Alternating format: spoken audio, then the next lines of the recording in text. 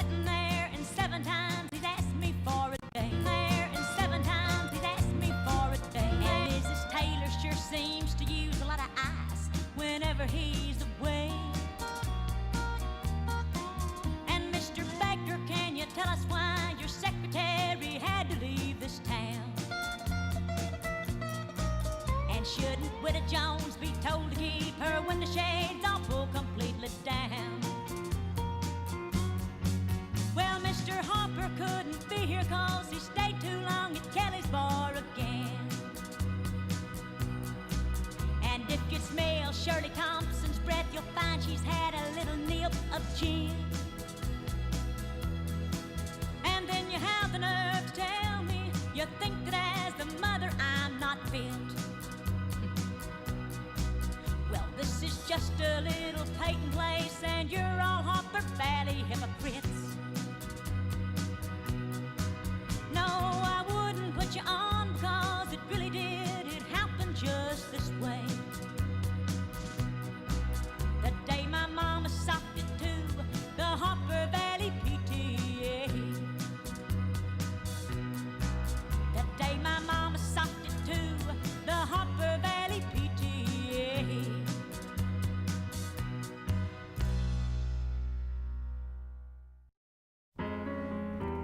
I was toting my pack along the dusty Winnemucca Road when along came a semi with a high and canvas covered load.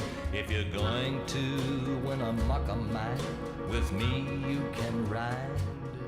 So I climbed into the cab and then I settled down inside. He asked me if I'd seen a road with so much dust and sand, and I said, listen, bud, I've traveled every road in this here land. I've been everywhere, man, I've been everywhere, man. Crossed the deserts bare, man, I breathe the mountain air, man. I've traveled, I've had my share, man, I've been everywhere. Been to Reno, Chicago, Fargo, Minnesota, Buffalo, Toronto, Winslow, Sarasota, Wichita, Tulsa, Ottawa, Oklahoma, Tampa, Panama, Matamor, Apollonia, Bangor, Baltimore, Salvador, Amarillo, Topeka, Aaron, Padilla, Rima, Killer. I've been everywhere, man. I've been everywhere, man. Cross the desert bare, man. I breathe the mountain air, man. I've traveled, I've had my share, man. I've been everywhere. Boston, Charleston, Dayton, Louisiana, Washington, Houston, Kingston, Texarkana, Monterey, Furry Day, Santa Fe, Tallapoosa, Glen Rock, Black Rock, Little Rock, Oskaloosa, Tennessee, Hennessy, Chippewa, Spirit Lake, Grand Lake, Double Lake, Cradle Lake, for Pete's sake. I've been everywhere, man. I've been everywhere, man. Cross the deserts bare, man. I breathe the mountain air, man. I've traveled, I've had my share, man. I've been everywhere. Louisville, Nashville, Knoxville, Omaha, Shuffleville, Jacksonville, Waterville, Costa Rica, Pittsfield, Springfield, Bakerfield, Shreveport, Hackensack, Cadillac, Fond du Lac, Davenport, Idaho, Jellicoe, Argentina, Diamantina, Pasadena, Catalina. See what I mean, sir? I've been everywhere, man. I've been everywhere, man. Cross the deserts bare, man. I breathe the mountain air, man. I've traveled, I've had my share, man. I've been everywhere. Pittsburgh, Parkersburg, Gravelburg, Colorado, Ellensburg, Rexburg, Vicksburg, El Dorado, Larimore, Atmore, Haverstraw, Chattanooga, Chaska, Nebraska, Alaska, Opelika, Baraboo, Waterloo, Kalamazoo, Kansas City, Sioux City, Cedar City, Dodge City. What a pity. I've been everywhere, man. I've been everywhere, man. Cross the deserts bare, man. I breathe the mountain air, man. I've traveled, I've had my share, man. I know someplace you haven't been. I've been everywhere.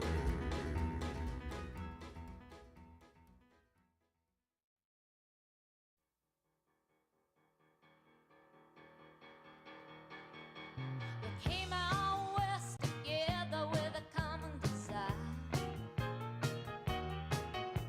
The fever we had might have set the West Coast on fire. 2 months later, got trouble in mind.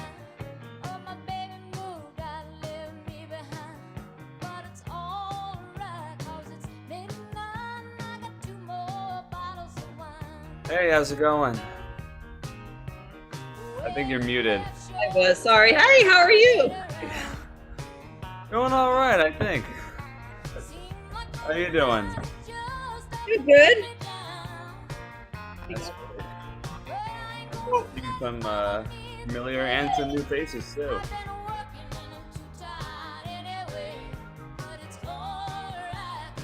Hey.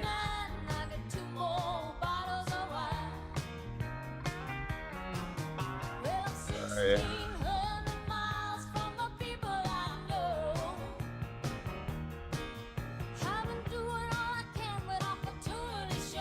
So yeah, we're just waiting for a few more people, and then we'll get some started. Welcome.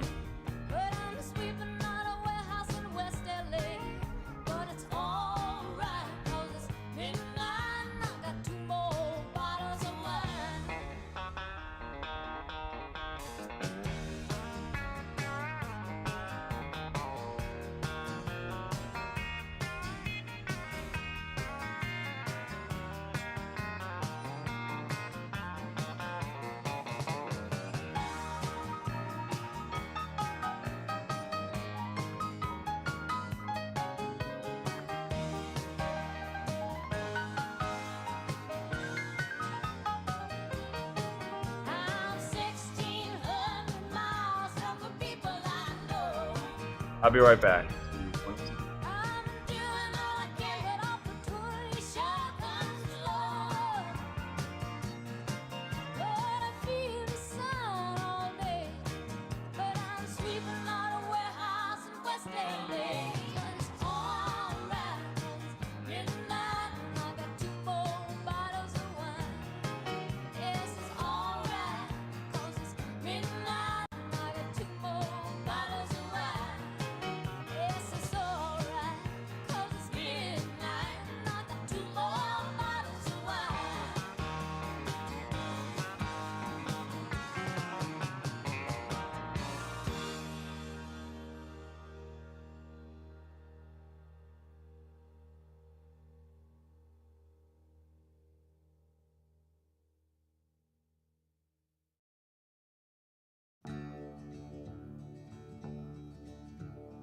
Cowboys ain't easy to love and they're harder to hold.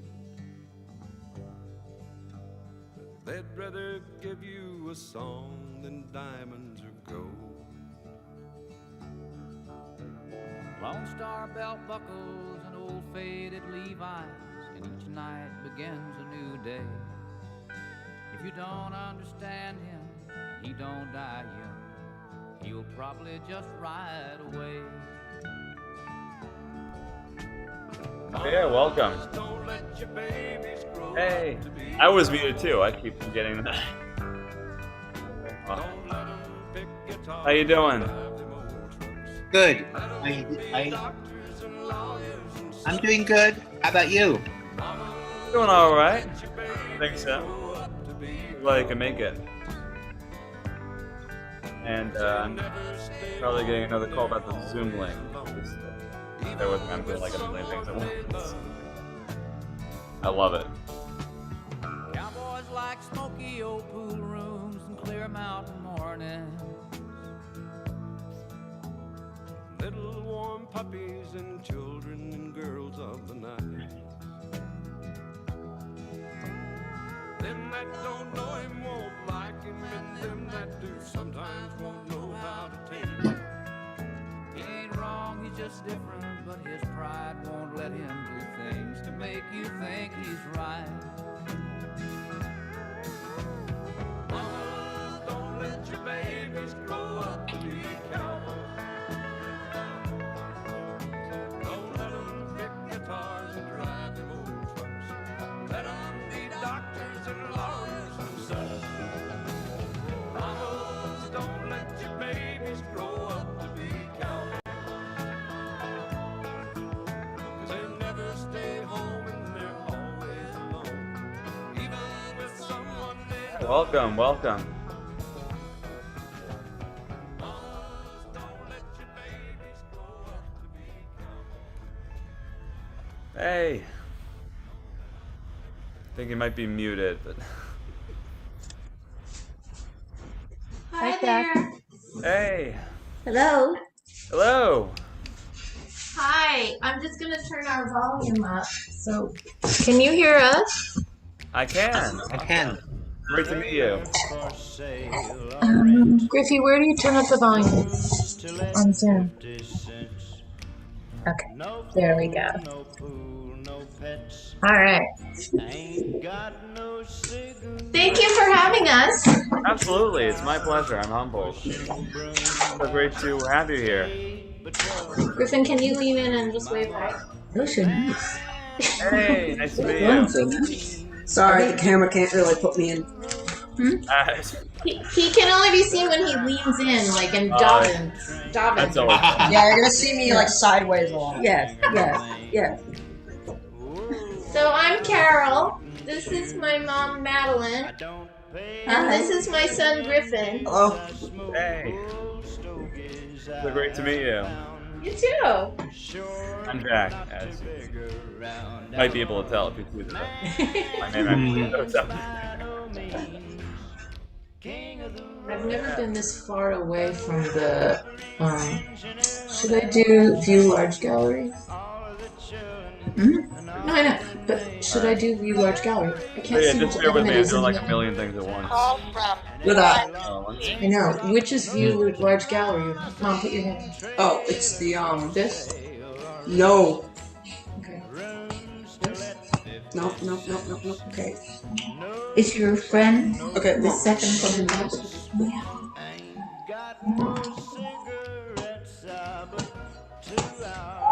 It should be under that. I use this all the time. No. Okay. But we're gonna need to see that.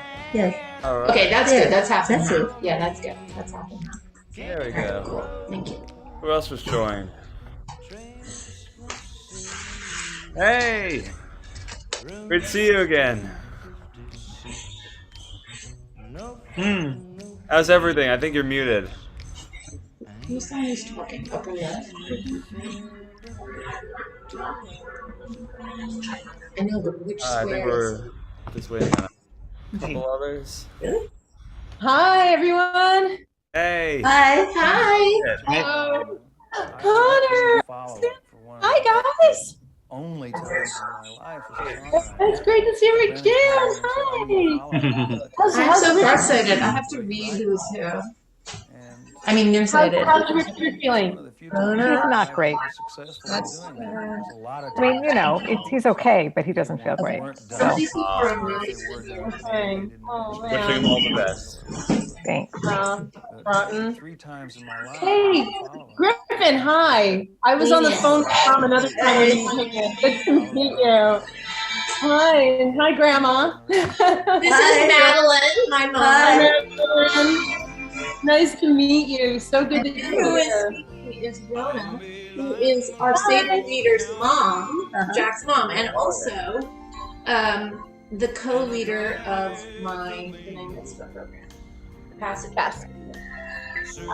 Exactly. So should we go around and just say who everybody is? Yeah, And say hi? absolutely. All right. Why don't you start, Chris? Oh, us? No, Jack. Yeah. Why don't you Me. Okay. Yeah. Absolutely. I know I'm actually just gonna start this. There we go. Perfect. So, I'm Jack, your Seder master, as I've called myself as a master. Was it 6 years already? That's so amazing. And I'm so delighted that you're all here. I am a, in case you're wondering, a lapsal B mitzvah. I forget, like a million years ago. Not a million. I think that's an exaggeration. Yeah, exactly. All right. You get the point, whatever it was. Who do you want to pass it to, Jack? Pass it to somebody. Well, you're already talking, so why not? All right. I'm Jack's mom, and I know everyone except for I'm just meeting Madeline and Griffin. Madeline or Marilyn? Madeline. Thank you. Love that name. So nice to have you with us. It's great. And thank you In your for new having home. Your new home. It's so great. In our new All right. home. I'm going to pass it over to you since I'm talking to you, Carol. So I'm Carol, and as I said, my mom is Madeline, and my son is Griffin. Hello. He's in 7th grade. And I know Rona through lab school. Do you want me to turn that off? No, I'm turning it up. Oh, yeah. And we're in Brooklyn. We're in Prospect Heights, Brooklyn. And as Rona said, in a new home. So this is our first Seder in this place. So we're really happy to be here on all fronts. That's wonderful. Congratulations to you. Thank you. Thank you. Who wants to go next? Who do you want to pass it to, Carol or Griffin? Okay, Griffin, I can't read. You pass it to somebody. Let's see. One of the window names. I know. Okay. Andrea Swenson. Okay. Dad, you're representing, so why don't you go for it? What? Dad, can you lower the background a little more? Yeah, I'm actually Yes. in the process of figuring out how to get that off.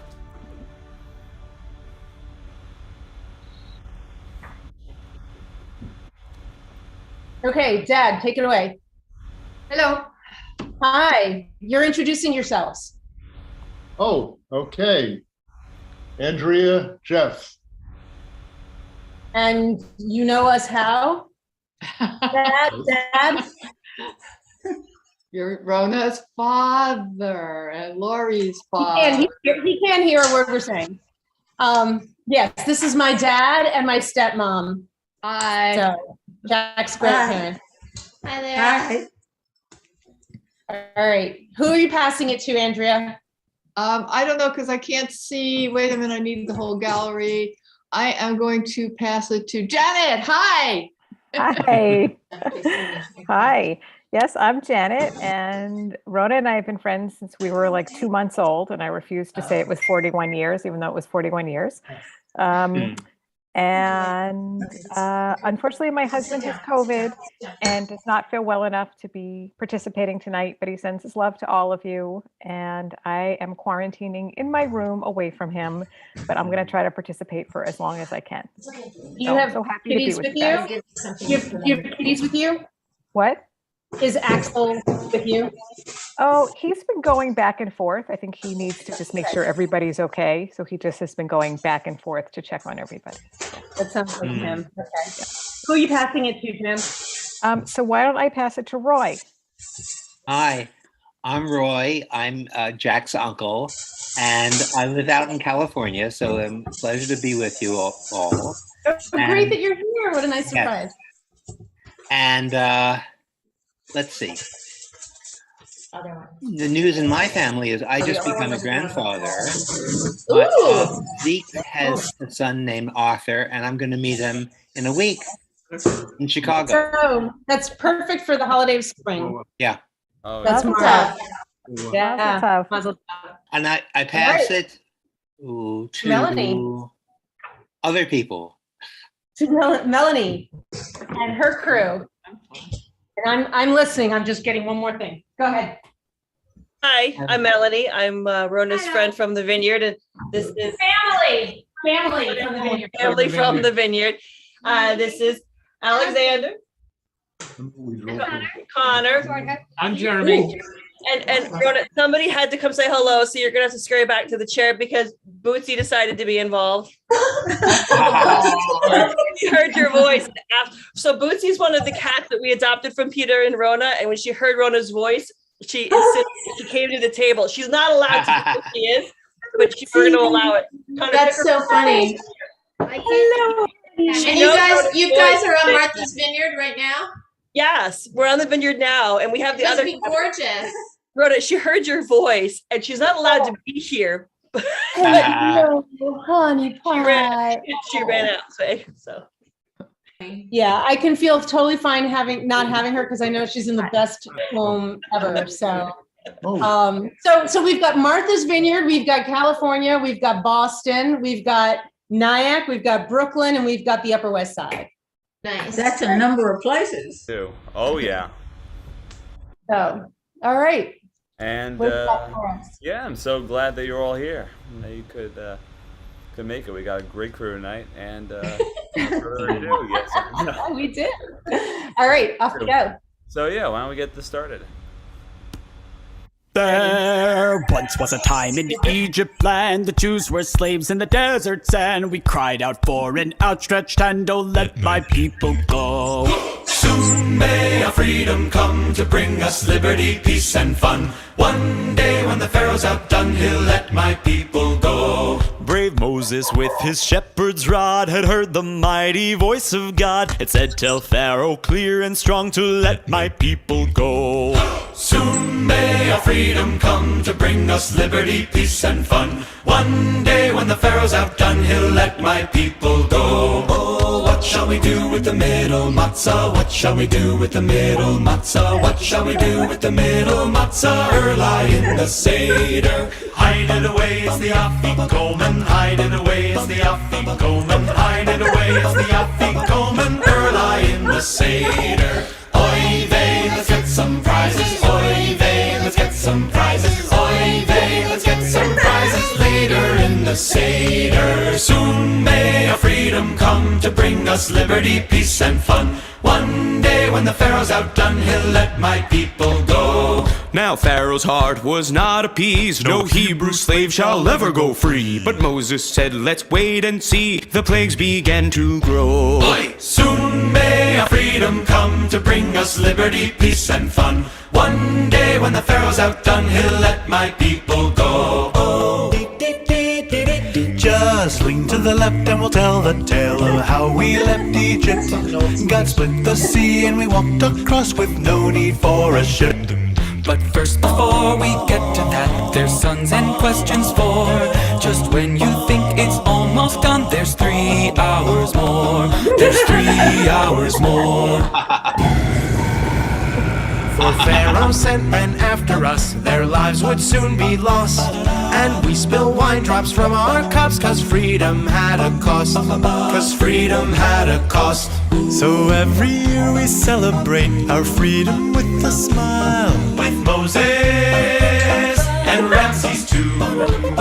Yocheved, Levi, the Pharaoh's daughter, and Aaron and Miriam on the Egyptian Nile. Hey lads, the Seder has come with questions asked by the youngest one. We'll sing and have some fun for wonders long ago. Egyptian firstborn sons were lost. The sea of reeds we firmly crossed. They followed but 'twas at great cost. They all were dragged below. Hey lads, the Seder is done. We told our tale of redemption. The Shana Haba B'Yerushalayim.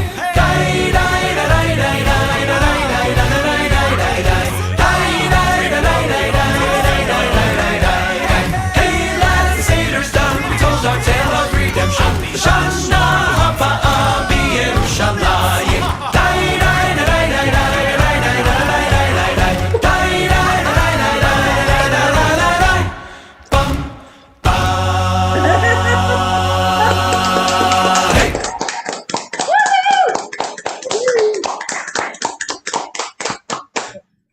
Masterful. The pasta hook was inspired, right? Yeah, it was. I know, right? And I don't remember when that came out. That's actually pretty recent, so I mean, we typically start like that. So now that we know who we are, let's get this started. So welcome to the awesome Passover Seder, as we've called this. So in case you don't know, what I tend to do with this with my Seders is I really focus on making Passover relevant to everyone's lives and current events, which are in turn impacting all of us, as well as really making it everybody friendly, whether or not you believe in the traditional Judaic version of God. And as you'll see, I did adapt many of the blessings from Lashul, including the use of the word ruach, which means spirit, instead of melech, which means king. Obviously, you're more than welcome to use melech yourself.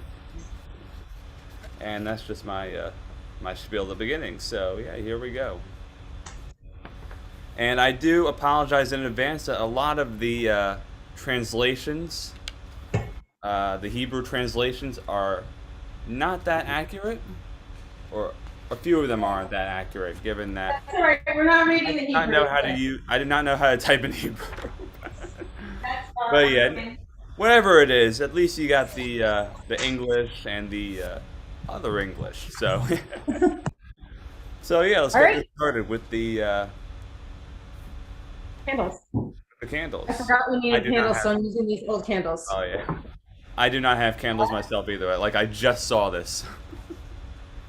All right, that's all right. I'll represent. And if anybody else has candles that you want to light, this is your moment. All right, If not, so oh, you do. Look at you. Go for it, Connor. Hmm.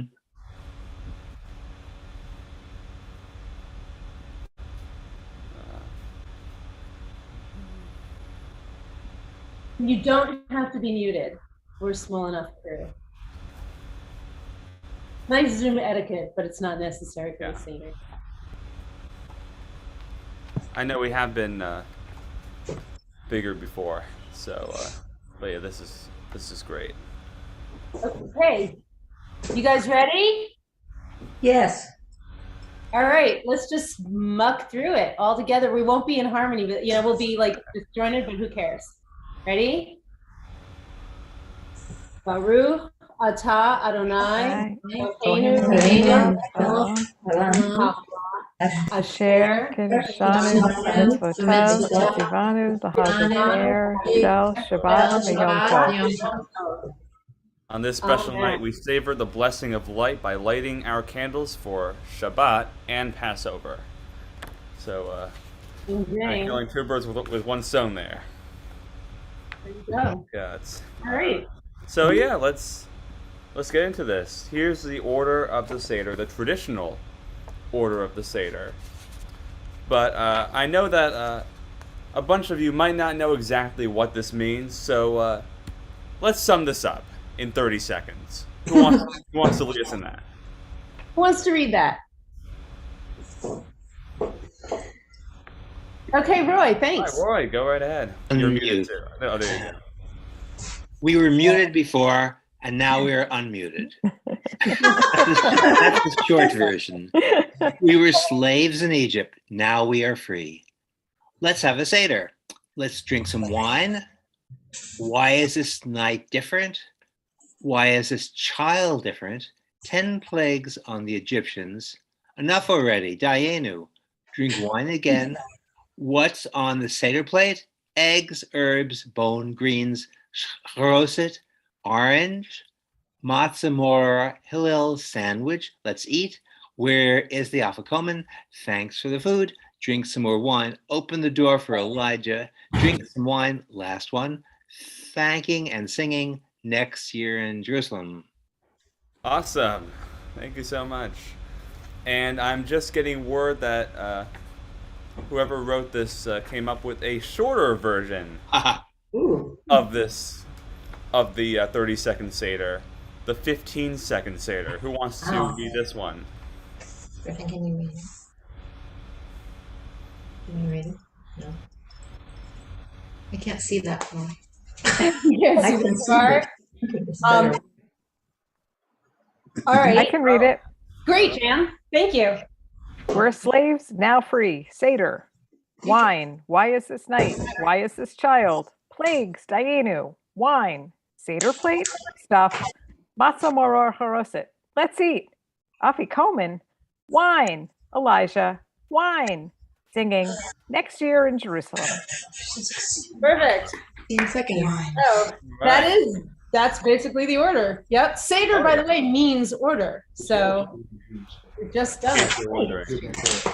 Awesome. So yeah, where am I? I'm on the wrong page. I have the printed copy as well, but that's probably not going to be as relevant to what we're doing tonight. But never mind that. So let's start this thing with we're slaves now free, I'm guessing. Seder. Now it's time for the wine. Here we go. Our first wine time, as we've been calling it. So during Can Grandpa do- wine can Grandpa drop, do it? we're gonna bless Grandpa's over not first drinking of the wine. 4 cups of wine It's open, it's that open. we'll be drinking Open. tonight. Yeah, Grandpa's not drinking wine, that's for sure tonight. Oh yeah. Well, some of us are going to be drinking wine. I'm drinking tea. Awesome. Even 4 cups of tea. 4 cups of Oh, tea. Jan, I love that. And I imagine that whoever is drinking wine, we'll see what you're up to by the time we get to Hot God, yeah. So. Yeah. All right, Grandpa, you ready? Here we go. Grandpa, can you lead? Can you lead Yes. us? Great, go for it. Okay. Baruch atah Adonai Eloheinu melech haolam borei pari hagafran. Amen. Amen. Thank you. Right, we raise this cup of blessing and savor the sweet taste of transformation from vines. Wines to wine. Mhm. Someone switched his grape juice on my wine. Oh, She didn't notice. Some sneaky character. ended Oh, up with my wow. wine and I Good for ended up you. with this grape juice. Okay, so wait, so last night when we were at Passage at the B Mitzvah thing, we were asked to go around and tell about Seder mishaps. But I had already said a couple of things because I was sort of leading. So I didn't put in a mishap, but I'm going to tell you right now, my Seder mishap, you're going to like this, Griffin. You boys are going to like this. So my grandfather, Abba, used to want me to sit next to him. And he was very proud that I was learning Hebrew at school and that I could read the Hebrew. And he was like, oh, I can't wait to hear you read in Hebrew. Can't wait to hear you read in Hebrew when it's your turn, right? So, but no pressure, right? But the thing was, I was a little bit bored because I was little and I kept sipping. And every time, and I had wine, and every time it got a little low, he just kept topping me off, and I kept drinking. And then when it was finally my turn, and it's a very big Seder, and it finally got around to me, I was reading, and I kept stumbling, and I honestly said, I was about 7, I said, no, I know how to read. It's just the words keep moving. Yeah. That was my Seder mishap at 7 or 8. That must have been a really fun night. Thanks to my grandfather. Yep. I love it. So anyway. And one thing Moving that along. we do, does anyone else want to share anything? Or? Yeah, I think we're good. Oh, we got one. That's a new one. Switching the wine glasses. I know, sneaky. Yeah. And the night is young. And then I was young. Yeah, he's gonna be good, Griffin. You're gonna be good on the drinking songs at the end. Spoiler, they're great. They're great. They're really All good. right, so before we get to Urchatz, we have 2 things that I want to bring up. Oh, yes. This comes before the other.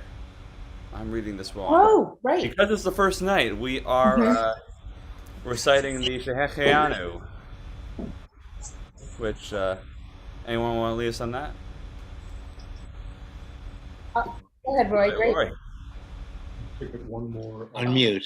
Baruch atah Adonai Eloheinu ruach haolam shehechianu v'kiyimanu v'hikianu lasman hazeh. Amen.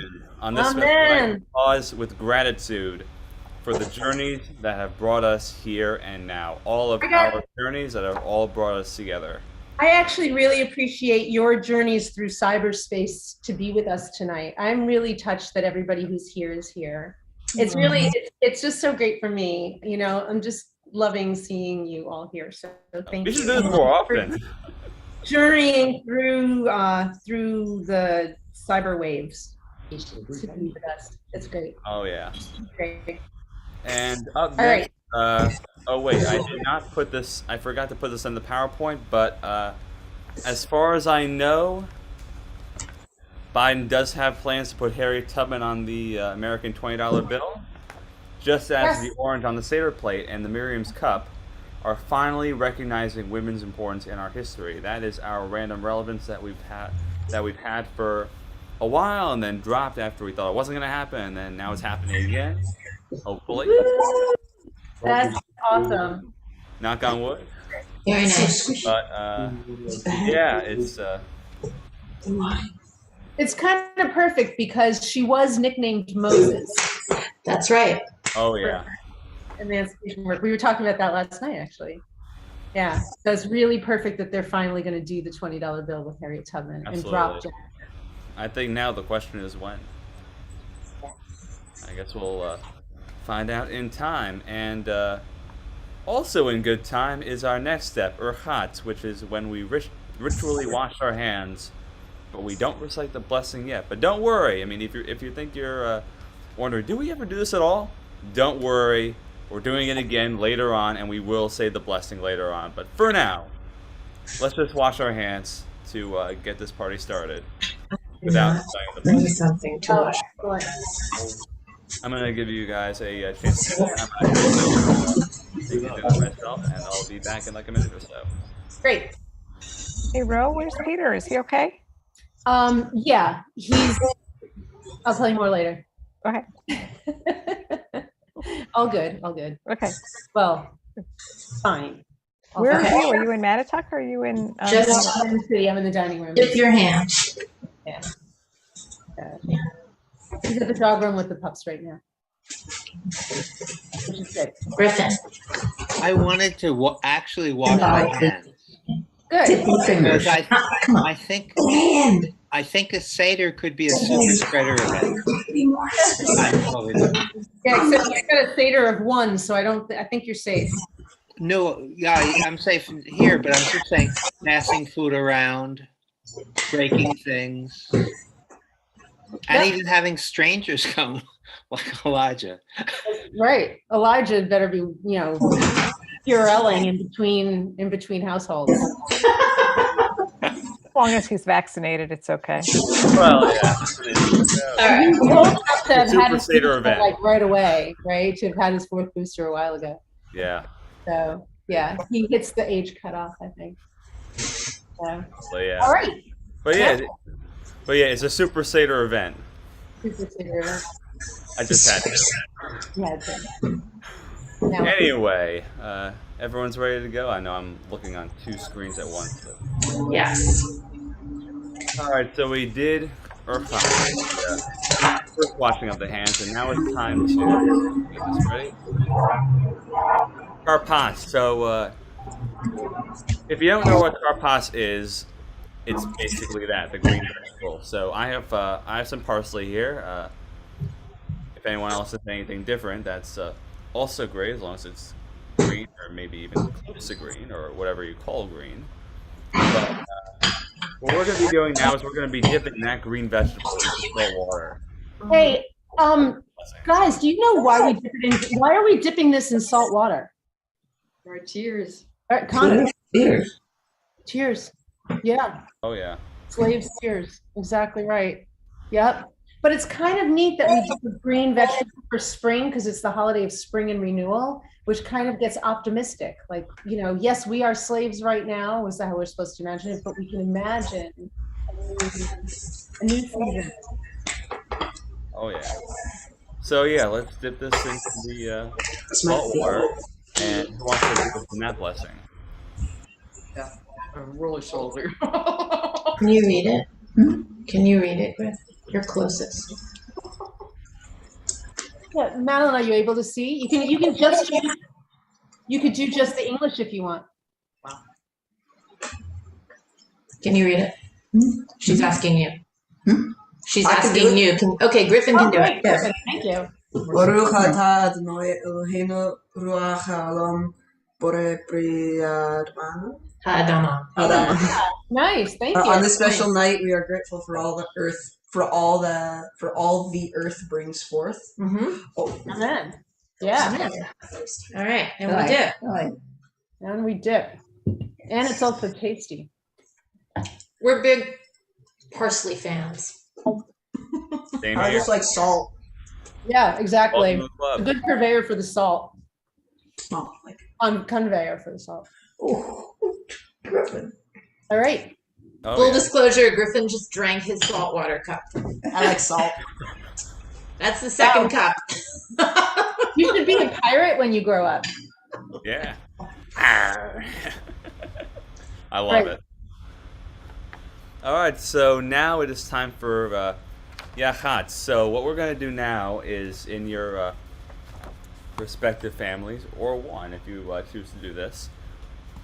If you have the matzahs here, we're going to take the middle matzah from the plate, or if you have one of those middle matzahs, and we're going to break into 2 pieces. So, Symbolically hide it. so what happens with that piece that we broke off? I mean, it's right there, but who wants to answer that? What's going to happen to that piece? Go ahead, Alexander and Connor. You don't have to raise your hand. You don't have to be on mute. You could just say. Hide it, and then later in the Seder, the children find it. Yes.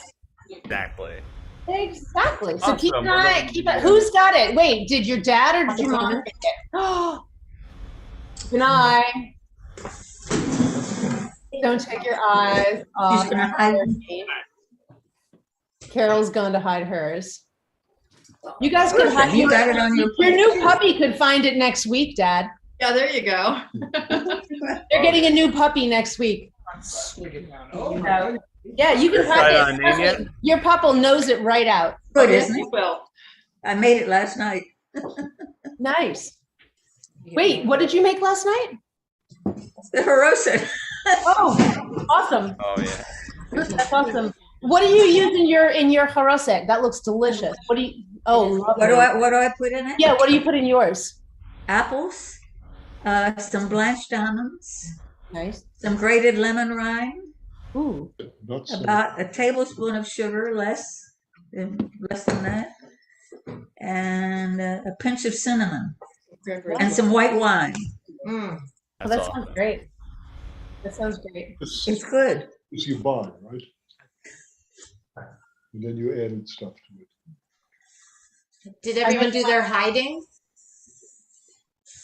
Oh yeah, I Okay. We're still. Oh yeah, you're back. Okay. I'm sorry. I'm looking at 2 things at once. It's always. That's okay. Always fun. I think we're ready. I think All we're right. ready to. Awesome. So with that, we are up. So yeah, with that, we are up to the Magid, which is pretty much the bulk of everything we're doing. And Magid translates to the telling of the story. So we're going to open it with this very important invitation, Halachma. So interestingly enough, the what looks like Hebrew on the left is actually Aramaic, and is intentionally done that way so that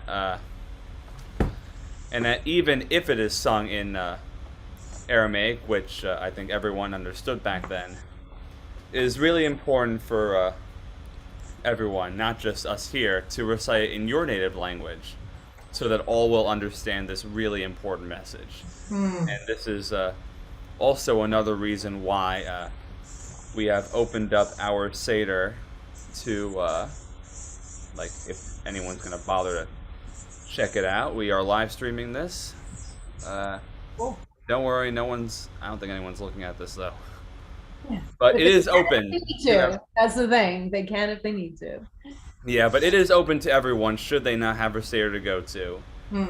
Or they're somewhere else and can't manage to get to whatever Seder they need to go to. This is open to pretty much. So boys, no one knows. Boys, if there's a knock on your door suddenly, whoever it is, you just got to invite them to your. It isn't Elijah yet. No, not even just anybody. Anybody. We'll get to Elijah later, but if anybody needs a meal, like, and they come. So. Oh yeah, but let's all recite the this really important invitation. So whoever would like, whoever wants to serve as the leader in the household, or whoever wants to do this, Jeremy, would you please raise and pray that you have the matzah on. You cooked up, like, you did the whole thing, so I think it's kind of fitting for you to absolutely lead us in that. This is the bread of the poor that our ancestors ate in Egypt. All who are hungry, come and eat. All who are in need, come and celebrate Passover with us. This year we're here. Next year in the land of Israel. This year we're slaves. Next year we will be free. Awesome. Great job. Thank you so I much. just had this image, guys, of us all going to Israel together. We would Oh, have fun. Oh, yeah. much fun. I would go with you guys in a heartbeat. I would love it. Oh, yeah. And if you haven't refilled your wine cups, this is the time to do it. Therefore, But don't just drink yet. Don't just drink yet, he said. Yeah. Unless you really want to, or you're Unless- seated next yeah. to your grandfather and he'll keep refilling it for you. Unless you really want to. They said unless you really want Unless you really want to outdo everyone else when we get to Haggadah, yeah. Yeah. But yeah, with that, we are up to the more questions. Okay, now After you Sue. may have prepped. Oh, did you get this? I gave you this version. Okay, good. You're good to go. Yeah, so we're kind of changing it up this year, as we do every year. But we figured that, Oh no. yeah, I forgot where I was going with that. But All right, take But it yeah. away, boys. Why? why not? Take it away. Hold on.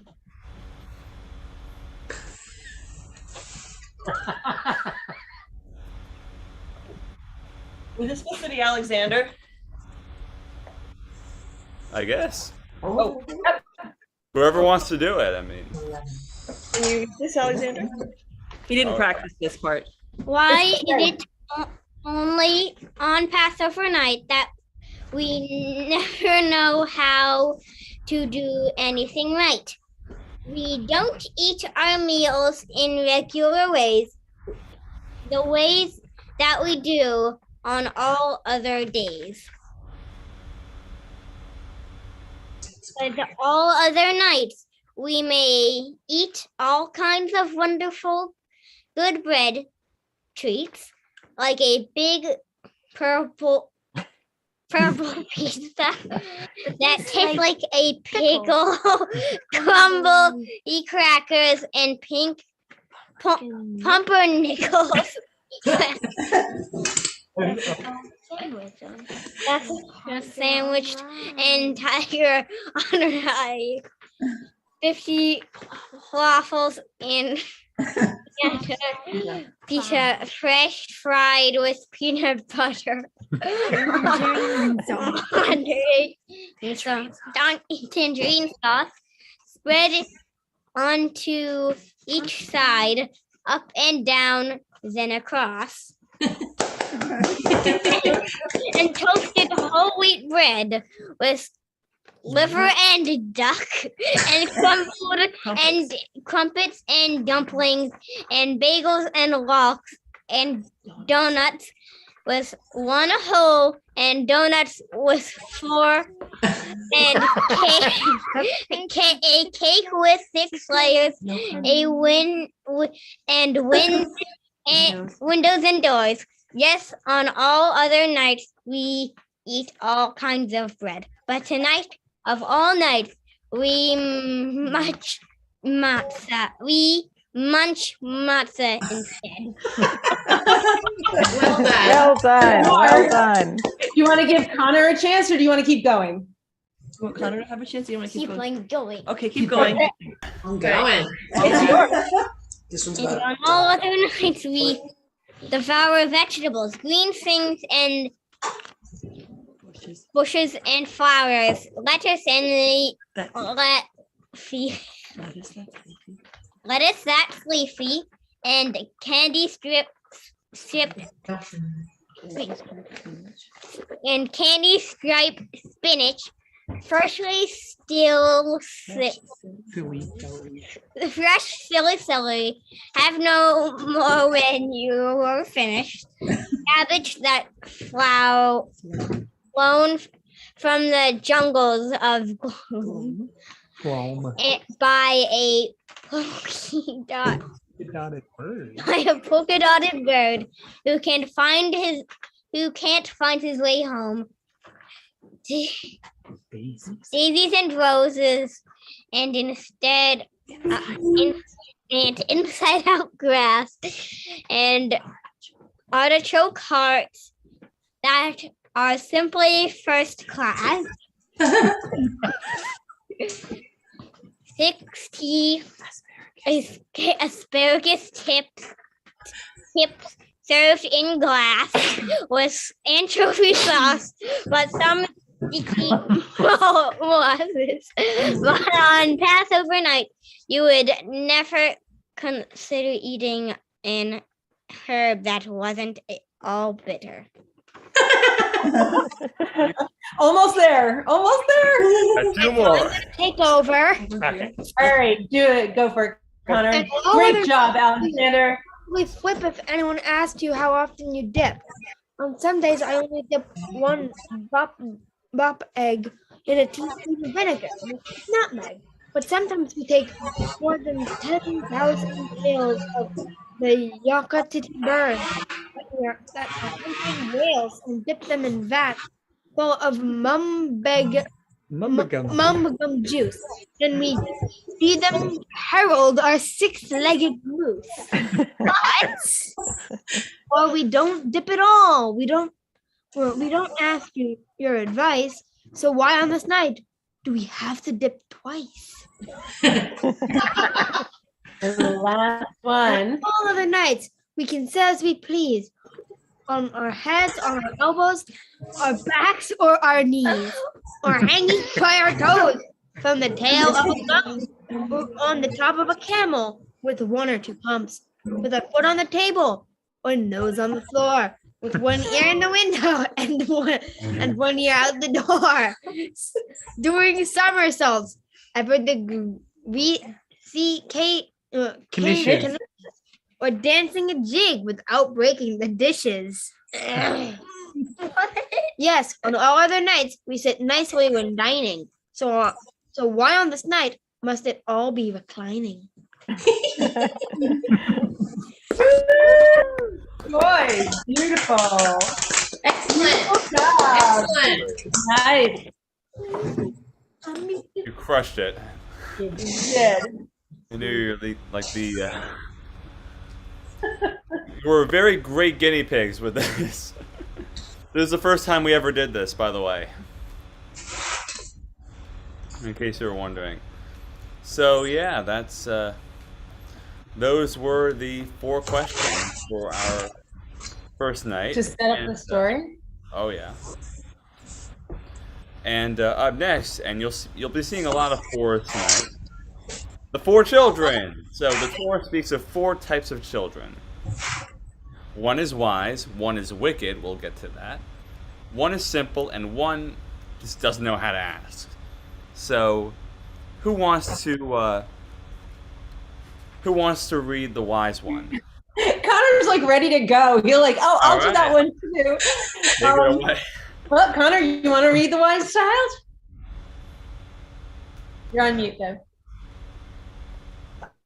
Keyboard shortcuts. Hold spacebar. Okay. The wise one asks, what is the meaning of the law and traditions our people have stated? You should teach this child to On me. Sorry. in detail. Great. Awesome. Hey, Griffin, would you do the next one? Yep, I was about to say. Wicked, I was wicked. about to Oh, say. yeah. Awesome. Excellent. All right, so when I was one, It's right there. let me just turn this towards me. The wicked one asks, "What does this ritual mean to you?" Exodus 12:26. Tradition says that by using the expression "to you," this child steps out of his or their culture. Partially say to this child, "It's because of how I was redeemed from slavery in Egypt." You're saying I and not we because we're excluding him, her, or their self from his, her, their culture. This child would not have been freed from Egypt. Well, This is one of the an oldest. Go for it. Should I keep going? All right. Yes. This is one of the oldest entries in the Haggadah, and we think it's outdated. Progressive Jews believe in the examining of whys behind our traditions and updating those that need it. We believe that this child is not wicked at all, but was questioning the whys, so that she, he, or they could keep Judaism relevant to her, him, them. Just like those of us who put oranges in our Seder plates, because we now understand that women should be able to do the same thing that men do. Absolutely. Nice. Thank you. And we've been communicating that for quite a while now. Well, questioning authority is often seen as completely wicked. Exactly. I know that from you, Mom.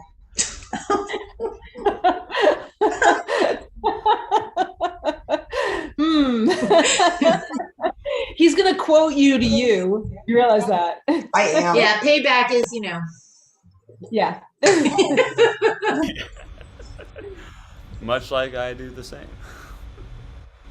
Yes. Just reading this Until I started taking over the Seder.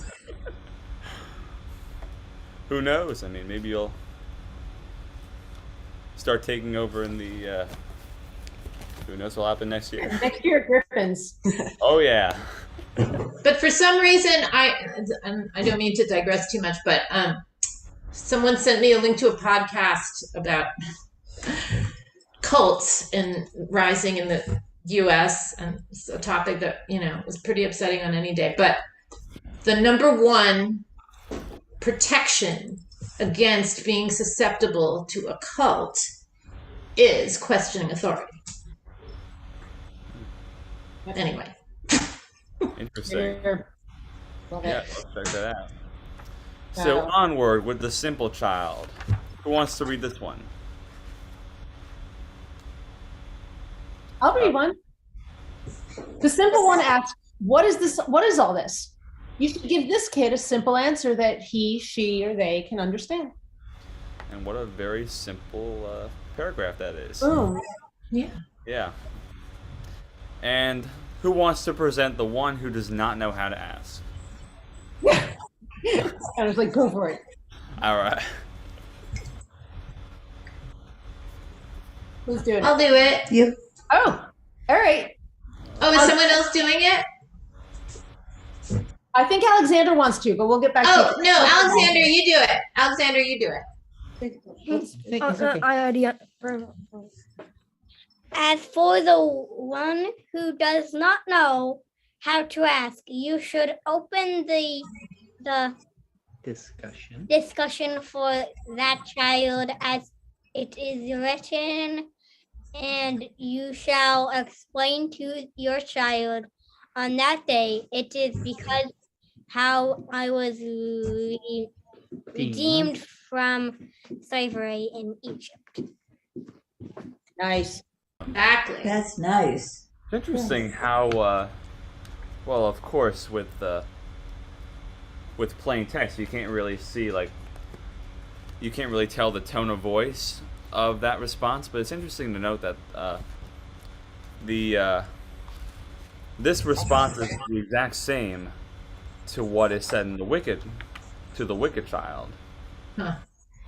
It's like a text, right? You can tell the tone. You need the emojis. Oh yeah. No, but I've always wondered about that. It really is the same thing. You say I, and like, I guess the child would be too, like, wouldn't understand if you said it in we, but you're right. It's the same exact answer. It must be all about tone. It's interesting. There are some Haggadot that say that this child is immature. Mm-hmm. So, they're not ready. Bootsy. Hi, Boo. Such a pretty kitty. Hi. So they're just not ready to step into the whole I was a slave in Egypt thing that we're supposed to do. They're not ready yet. Probably. I mean, it does say open the discussion for that child. Mm-hmm. Right. But then the child doesn't know how to ask a question, so they can't really ask it. Then what about me? Right. Right. Are we just assuming that this child does not know how to ask like any kind of question? I think we get to decide what we want to assume, right? Like we can make whatever kind of midrash, like we can make whatever sort of extrapolation we feel like out of it. Yeah. Because of course we could always go to the like polar extreme. With like, they don't know how to ask anything, and as a result, you just have to say everything for them. I don't know. And maybe you're starting a conversation that you're going to continue like over the years. You know, this is enough for now. We'll pick it up again, like over the years. You know, until we revisit this again next year. Yeah. Yeah, I don't see it as a child who literally does not know how to construct a question. I see it as a child who just doesn't know how to be curious about this holiday. So maybe if you say it you know, is because how I was redeemed from slavery, they're like, wait, you were a slave, and maybe that can start it going. Like no frame of reference. Yeah. Wouldn't even They know, don't know where to start. what to ask about. Exactly. They probably don't know where to start. Right. With this whole discussion. And I mean, I don't even know what. I've never even bothered to think about what the like traditional, like, Maxwell House discussion would look like. But Well, you know, anyway, since the 50s, so there's a lot more tradition that goes way back earlier than that. So. Well, yeah. But anyway, those are the 4 children, which leads us right into the Exodus story. There you go. So. All right. So Everybody why fast don't seatbelts. why don't you Here we go. introduce what we're going for with this? All right. So Mitzrayim, we talked about this last night. Mitzrayim is the word for Egypt in the Bible, in the Torah. The Hebrew word for it is Mitzrayim. And what's kind of neat about that is it means the narrow place. And if you stop and think about it, like Connor and Alexander, like we were slaves there, and being slaves meant that we felt very constricted. We didn't have freedom. We didn't have liberty. We couldn't be open and live our lives openly. So we were very, very constricted. And so for us, it was metaphorically a narrow place. So that's what Egypt means. Can I pose the question, Jack? I mean, you're still going on now. I thought. All right. As we tell the story and use all the symbolism this year, we invite you to just ask yourself, since we're supposed to say we are slaves in Egypt, we are in Egypt right now. We are all in the narrow place. So it gives us a way to be metaphoric about it and say, is there a narrow place in your own life right now that you still find yourself in one way or another? What is your narrow place that you're in right now? So, well, as a person who is constrained to her bedroom because her husband has COVID and the run of the house, yeah, this room is feeling a little narrow. That's narrow. Yeah, COVID has been narrowing, right, in so many ways, and right now it's like the most narrow for you. Yep, that's for sure. And you can share a narrow place you're in, or you can just think about it yourself. You don't have to necessarily share a narrow place. It might be a very narrow place for Jeff and Andrea. They're like waiting these last few days before they get to pick up their puppy. And it might just feel like the longest, narrowest corridor that they're going down till they can finally get their puppy. You know, that's like a lighter hearted, narrow place to be in, but it is. School sometimes might feel like a bit of a narrow place if you just want to play all day, right? Monday morning. On the other hand, school can be exciting. I'm just amazed I was able to pull this off. Pull off the whole Seder. Oh, a Seder when you're in college. Yeah, oh, yeah. Absolutely. Completely. But you know, there might be more serious narrow places that people might be in. They might just feel like something's rough, a job that's hard, or you know, something that might Ukraine is definitely everyone in Ukraine right now is depressed. Yep. I remember there was, and I don't know how deep you want me to go with this, but on Tuesday, the shooting that happened on the subway in Brooklyn, that was, I think, especially constricting. Yeah, it was really, really scary and stressful. Yeah, like I found out about that right when I was on the subway to go down to the campus. I ended up taking the bus home. That took me 2 hours. Yeah, but you also can't imagine a more narrow place literally than a subway tunnel. Yeah. Gosh. You know, or subway platform too. Subway platform. Yeah. But I mean, it's really amazing what's going on these days. And fear is narrowing. Stress is narrowing. Tell me about. I'm going to say something interesting about coming out of a narrow place. Speaking of guns, is that this is a nice moment to, if I may, I don't want to embarrass Janet, But I want to honor Janet because Janet actually, in response to gun violence, founded the Massachusetts Coalition to Prevent Gun Violence. Wow. And yeah, and is now, after 10 years, going to hand over the reins as president to someone else. But it is a big thing now. It is like an actual, it is a coalition. They drafted gun legislation. Janet has drafted gun legislation. But I think about, when you think about being in a narrow place, you know, as we just brought up, gun violence is creating a narrow place. Like, then you start to think, well, how can I get out of this narrow place? And Janet to try to help us out of that particular narrow place. So I hope I'm not embarrassing you, but I just I appreciate you saying it. What was in my mind when you were talking about the subway shooting was the fact that in Boston, over about a 4-day period, there were 3 young men shot and killed. And that doesn't make the headlines. And when you think about the people who are traumatized in those neighborhoods who aren't getting outpouring of support and outpouring of outrage, and the narrow place that they're living in, where no one is shining a light and people are just sort of shrugging it off, as opposed to there's a shooting in a subway, and because it impacts more affluent people and people who aren't in these neighborhoods, you know, it gets all the headline. And so in my mind, it's about shining the light in the narrow places that aren't making the headlines. And that's what the Mass Coalition is about, among other things. So yeah, they are Absolutely. There's place. a pretty clear parallel to that in New York. I'm part of a transit advocacy group called Passengers United. And what we've been primarily been fighting for years. What the heck was that? But what we've been really been pushing for is more cops in the or kind of, I mean, it's complicated because it's basically and what I'm getting out of this, reforming the police to really deal with people.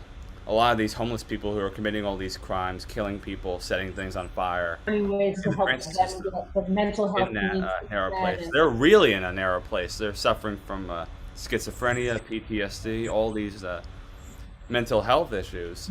And the cops are not trained to deal with that. They tend to default to the easy way out, which is either arrest them, do nothing, or just simply ask them to leave. And there's really no one-on-one intervention.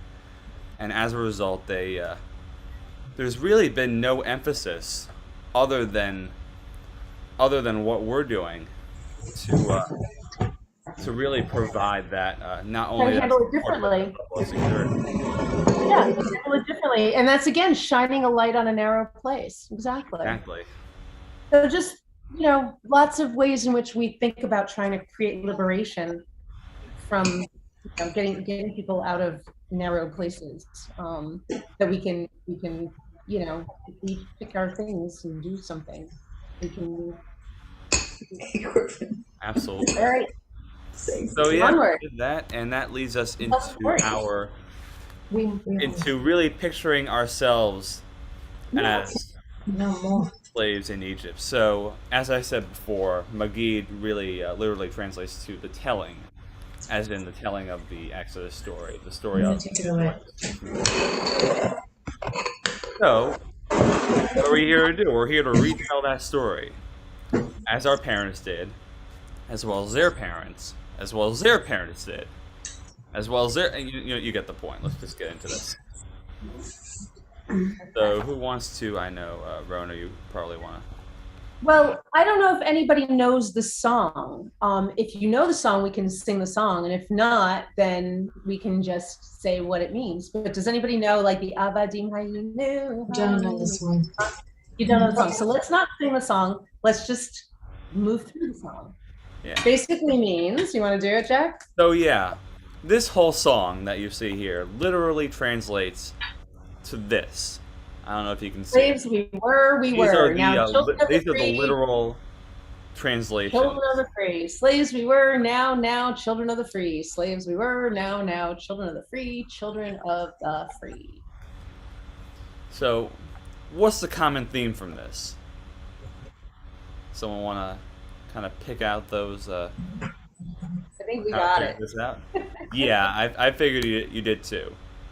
this is what it, pretty much sums it all up. Slaves we were, now children of the free. Or in other words, we were slaves, now we're free. Can I get a Band-Aid? That's the general story. That's really pretty much all that we really know. Right. And there's a song that's "We were slaves, now we're free. Let's eat." Oh, We're not eat just yet. So, all right. That was great. That's the theme of every Jewish holiday. They tried to kill us, they failed. Let's eat. Right. Oh yeah. Failed. We played that years ago when we. Yeah. I don't know what we did. We did some sort of like a fifth question where we played that. Yeah. So, all right. As Let's a tell way the story. to. I don't even remember what it was, but it was just. He's getting a Band-Aid. Anyway. Getting a Band-Aid. You all right? Yep. All right, great. So, this is the general story. We were slaves, now we're free. So, can we elaborate on that whole "we were slaves"?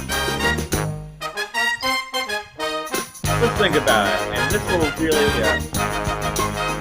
let's pretty much retell the story ourselves. Yeah, so come Ready? off mute, guys. Let's come off mute because we're going to rapid fire this. Oh, yeah. Ready? Here we go. Just Who shout it out. enslaved us? Who enslaved us? Anyone? Pharaoh! Pharaoh. Pharaoh enslaved us. Ding, ding. Why did he enslave us? Because he didn't know the good things that the Jewish peoples had done for Egypt. Right. And he saw that there were so many more Jewish people than Egyptian people, and he's like, oh no, that's not good. Enslave them. Exactly. He got scared we'd uprise, and if we did, he could totally take him. Like, totally take him. Oh, yeah. So he didn't want to risk that. Okay. I think that's what Putin's doing now, but anyway. When slavery wasn't working quickly enough, what other bad thing did Pharaoh do to us? Remember? This one's hard to say. Remember what he did? Yeah, he was that cold-hearted. The baby boys. You're on mute, though. You got to come off mute. Yeah, we can't hear you. There you go. Baby boys in the river. He does. He killed the baby boys. That's right. The babies in the river. Yep. Yeah, Horror. that's what happened. And Okay. But, however, there was one baby who was born but not killed. Who was it? Moses. Star of the show, who didn't get into Israel. So what did his mama do when he got too big to hide? Boink. What did she? Put him in the river. Put him in the river. Put him in the river. Ah. And then Pharaoh's daughter found him, and it's like, I'm gonna take this random baby I found floating in the river to the palace. Yeah. Nice. Exactly. Pretty much. Yep. So someone Someone was on first to adopt him. Who? Very Pharaoh. funny. Someone was on hand to Who's on adopt him. first? Yeah, that's Who was right. on first? Who was on hand to adopt him? The As you princess. The lovely, sweet-smelling princess. Pharaoh's daughter. So Moses grew up, time goes by, and he saw an Egyptian beating an Israelite slave. What did he do? Oopsie. What did he do? What did he do? You What did he do when he saw the before he ran away? What did he do? can't do that. That's not right. Yeah, but what did he say? I'm very, very disappointed in you. What did he do? He bonked him. He beat him. And accidentally, oopsie, What did he reveal? Oh, about himself. killed him. Yeah, he killed him. Oops, he didn't know his own strength. He didn't mean to kill him, but he killed him. And so, Yeah, and he didn't think anyone was there. no, but But that happened. And then he decided, after another Israelite saw or heard about what happened and confronted him, where did he go? bonus point. Out of there. Yep, he did. He went to Midian. He went to the country next door. Exactly. Great. So then, in Midian, he married, he had 2 kids, he liked his life as a shepherd until one day he saw a bush. It was a weird bush. Not a silver bush, but it was a weird bush. That's my last name. That's why that's funny. And God spoke through it. Oh, yeah. So what are 2 things that are weird about it? It was burning. Burn. It was on fire, but it didn't burn. And also, Right. God was like, go tell Pharaoh to set my people free. Right. So it was also talking. It was a talking, burning, not burning Burning bush. bush that didn't burn. But did talk. But did talk. Womp, womp, like It was puppet talking bush. burning bush that didn't burn. Yeah. Crazy. Oh, yeah. Okay. How does that happen? Yes. I kind of Now want what? this for myself. Lovely. Oh, yeah. So what did the bush tell Moses to do? Let's all say it. Let my people go. Oh, look Let at my people go. Oh, I think we're gonna sing now. Yes, we are. Sure. Karaoke. Karaoke night here. I love the image. Oh my God, Shelton got that. Here we go. Was in Egypt land.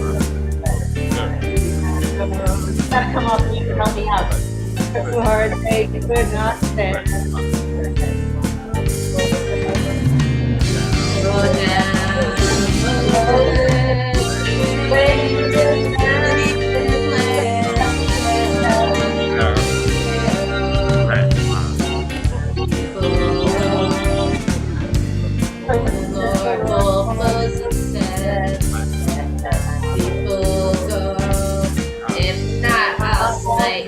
People let the people go.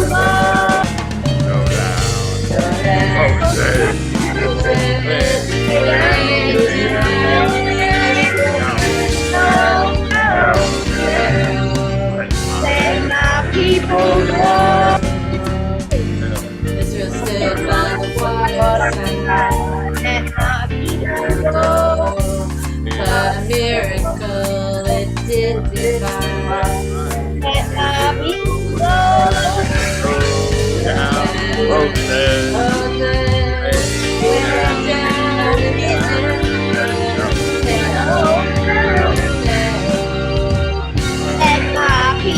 Again. Go down.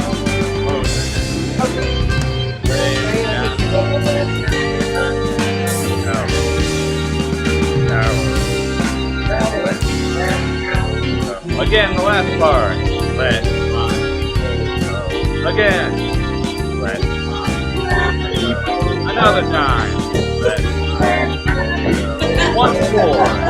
Let my people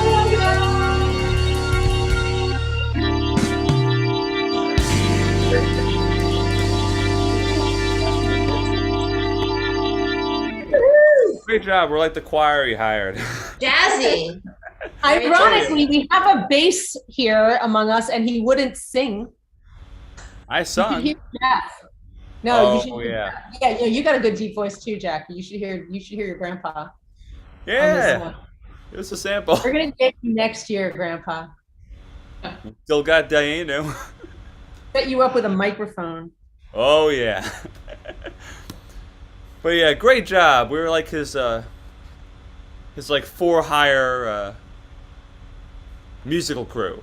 So How did Pharaoh respond how did to Pharaoh Moses? respond to our and Moses's fantastic singing? He said, "Sure, go, but go ahead, go." Said, of course. no. Right. Nope. Yeah. And as a result of that, what did the God of our story do to them? What happened? What did he do? What did he, she, they, it do? Plagues. Plagues. Exactly. Not And one, plagues. not two, Griffin, you gotta not come do seven, this. not even 4. It's like we think this holiday is the story of 4. Not good. But no, Love there were 4. 10 plagues. And here were Well, those that's 10 4 plagues. So times how we're going to Do do the this, math. this is how we always do it, is for each of the 10 plagues, what we're going to do is we're going to dip a finger or spoon into our wine glasses, or preferably, whatever you want to do. to remove a drop of wine for each of the plagues. Yeah, but does anybody want to tell us why? But why do we Why do that?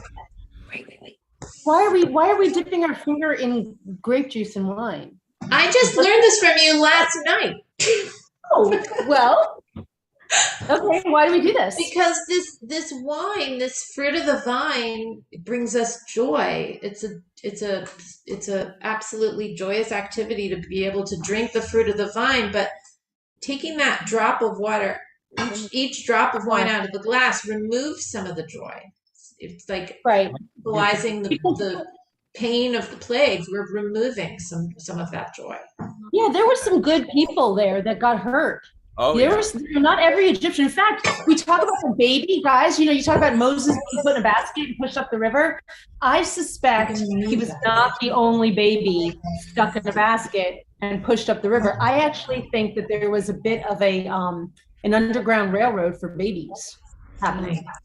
And that's how I see it. And that there were good Egyptians that were taking those babies in. And that's why Yocheved knew somebody would take in her baby. And she wanted just Miriam to make sure. And then sure enough, the princess takes him in and Miriam's like, I know a wet nurse. And she's like, yeah, go bring his mom, of course. Like they knew. So there were good people that suffered. So I don't know if you remember the song at the beginning, but there was one line that said, that it pretty much explained in 4 words why we remove a drop of wine for each of the plagues, and that is freedom at a cost. Freedom had a cost. Yeah, that's right. Freedom had a cost. Freedom has. All right. So yeah, let's remove those drops, starting with plague number 1, which was Dam blood. You want to do Dam blood, Fardea, frogs. Keening, lice, Aro, wild beasts, Dever, cattle plague, Shishim, boil, Arad, hail, Arbe, locust, Choshech, darkness, Makat Bechorot, slaying of the firstborn. And I just have to ask, Griffin, have you ever watched, oh God, I don't even want to say the name because we're at the table, but have any of you guys ever watched Dr. Pimple Popper? Yeah. Oh yeah. No. It's so vile. But I actually, with my kids that I work with, I go on YouTube and I show them boils and I show them hail, and which breaks it shatters your skylights. And cars, people who were driving and they had to pull over and take cover because their windshields broke in on them and shattered, and and their cars got all dented and people die. And locusts, a swarm of locusts can be 40 miles wide, and the whole air. These locusts are like small birds. Everyone doesn't like bugs. I can't even believe what they're seeing. This stuff is this is hairy stuff. Yeah. And then, of course, we get into darkness. And do you realize why darkness was such a bad plague? That could have been the last plague. And we talked about this the last night. But does anyone know why would darkness be a bad plague, guys? If you don't know where anything is and you have no perception of reality, you can definitely go insane. You can. It's terrifying. That's right. Do you want to know another reason it was terrifying? What? Go ahead. Go ahead, Connor. Because, crops couldn't grow. Well, sure, they need sunlight. Yeah. Right. Any crops that were left that needed to regrow after the locusts ate them, they needed to regrow. You're right, and they can't regrow without sunlight. Another crazy thing, you've studied ancient Egypt in school. You might have. Who did they worship? Who did the ancient Egyptians worship? The sun god. Woohoo! Ding, ding, ding, ding, ding, ding, ding, ding. So all of a sudden, they believed that the sun god was their god that would totally protect them. And all of a sudden, our God swooped in and turned their God off. Can you imagine thinking you know how the world works and that you understand the world and everything's okay? And then all of a sudden, this other God of the people you have not been nice to comes in and obliterates your God. You don't know if they're ever going to turn the lights back on, right? You might think your God is completely dead. They killed my God. Wow. Can you imagine how terrifying that must have been? Not from here. Wait, what's that? Griffin, did you add something? No. Oh, okay. I mean, just chilling. And then you think it can't get worse. As I said last night, Carol, you think it can't get worse. Yeah. And then it does. Yeah. And it gets way worse. Way worse. With the 10th plague. Way worse. It's hard to even contemplate. I mean, I feel like there isn't enough wine in my glass for just the 10th plague. Yeah. Right? It's a hard one. Yeah, you deal with it. I try to feel better about it by saying, oh yeah. So wait, let's talk about that. What is it about the 10th plague that has given us the name of this holiday? You have an answer for that? Yeah, go ahead, Alexander. Passing over the houses. Put red lines or You got of a sheep on your door so that the blood of a lamb so the spirit passes over your house. Yeah, and that's how you get Passover. Okay, Exactly. You so got it. basically, the 10th plague, the 10th and final plague, was the slaying of the firstborn child. But if you were Jewish, you would put the blood of a lamb over your door, so that God knew, oh, they're Jewish. Let's not kill their firstborn child. So yeah. You guys are totally being the wise children right now, like so being the wise children right now. But I will add that not every Israelite did it. Yep. And if you didn't do it, if you didn't buy in, as we were talking about last night, Carol, if you didn't buy in, the angel of death didn't know to pass over your house and didn't pass over your house. So there were Israelites that, oopsie, right? And there were Egyptians who wanted to actually, they were like, I'm so done with what Egypt has been about, and I'm going to cast my fate with you. And there were Egyptians who put blood. They didn't know that what the plague was going to be, by the way. Otherwise, everybody would have put blood on their doorposts, right? But they just said, we're being asked to say thanks and to do this thing. I'm in. And their children were spared too, as if they were Israelites. Yeah. So anyone who bought in, were the angel passed over their house. Luckily. All right, what else have we got? So yeah, that's the 10th plague, and what happened after that? Who wants to tell us? Go for it. What happened? What happened? Okay, so the bread couldn't rise because Pharaoh had let the Israelites go, and they're like, fine, go. Your plague killed my child. And it's like, come on. So he finally let them go, and they're like, okay, we don't know if he's going to change his mind. So they didn't have enough time to let the bread rise. Okay. Right. And they took whatever they could, and they just booked it. They left. They did. And Pharaoh was like, wait, now there's no one to get anything done. Get it? Where's my chariot? We're going after them. So he goes after them, and then they're at the Red Sea, and they're like, we forgot that we had to cross the Red Sea, didn't we? So they don't have a boat. And by the grace of the gods, the Red Sea parted, and once every Jewish person was across, bam, the sea closed back up, and there is actually historical evidence that this happened. A lot of Egypt people, Artifacts. a lot of Egyptian artifacts and the remains of Egyptian soldiers were found at the bottom of the Red Sea. So it is quite likely that along these lines happened. All right. Whoa, did not know that. That is crazy. That's crazy. What's really fascinating is that the account, most people don't know the account in the Torah, but it's really all of a sudden you shift from the point of view of the Israelites to the point of view of the Egyptian charioteers. And they're going in after them, right? And they're chasing as quickly as they can. The Israelites are like up ahead walking. And all of a sudden, all their wheels get wonky. like all of them. They all start really wobbling and feeling like shaky, like they're going to come off. And they had just been through 10 plagues, right? So they look at each other and are like, oh my God, it's their God again.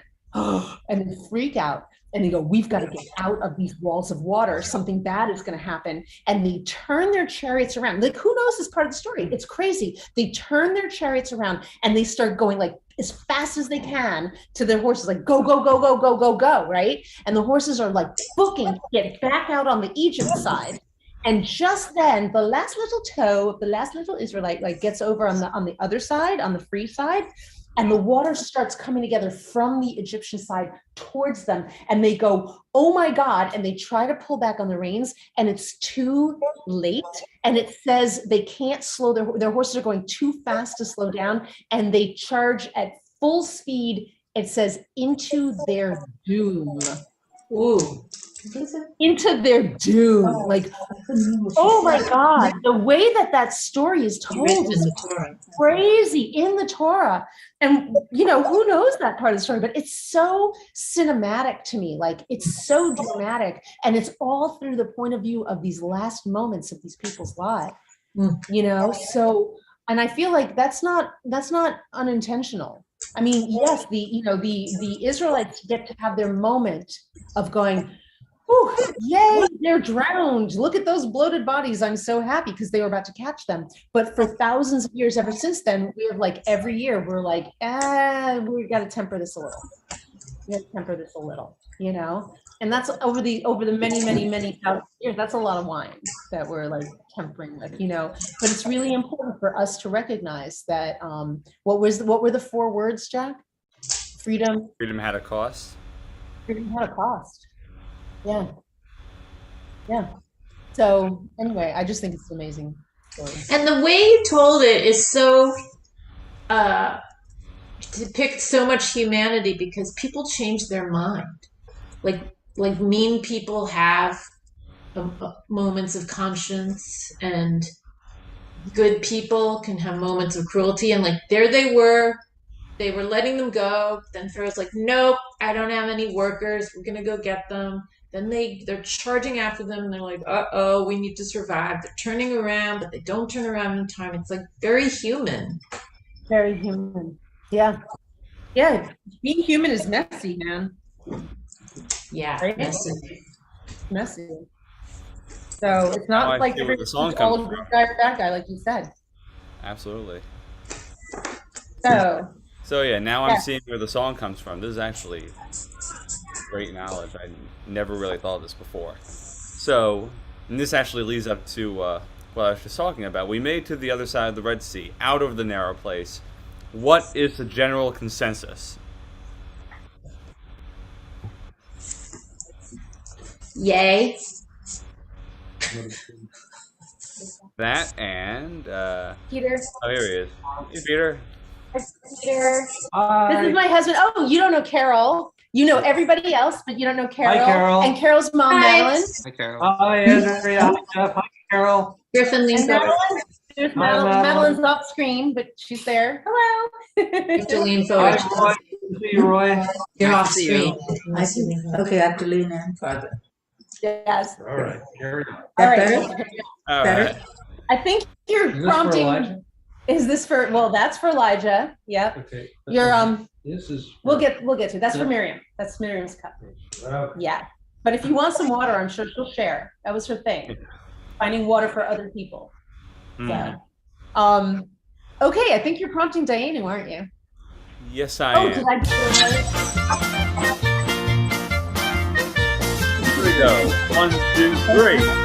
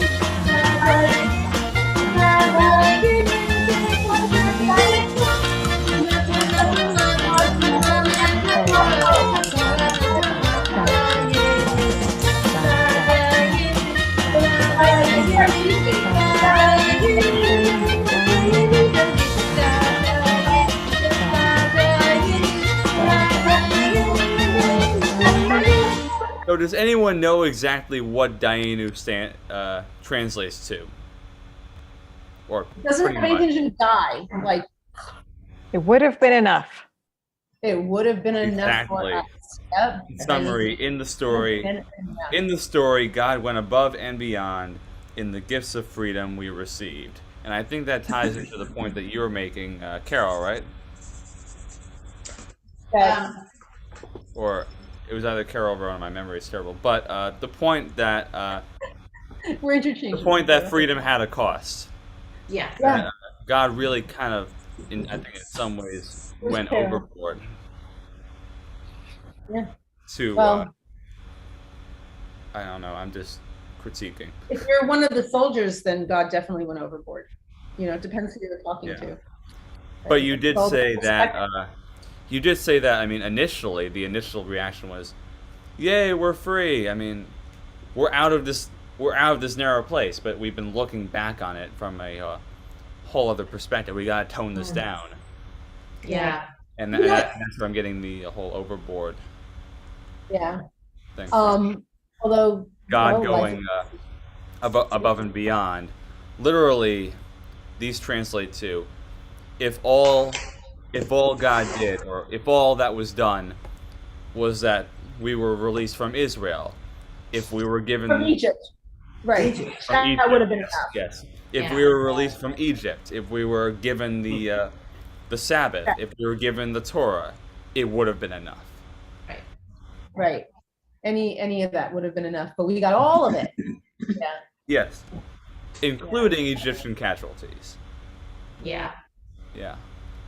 But so that's basically the consensus that we've come to, that we now remark about.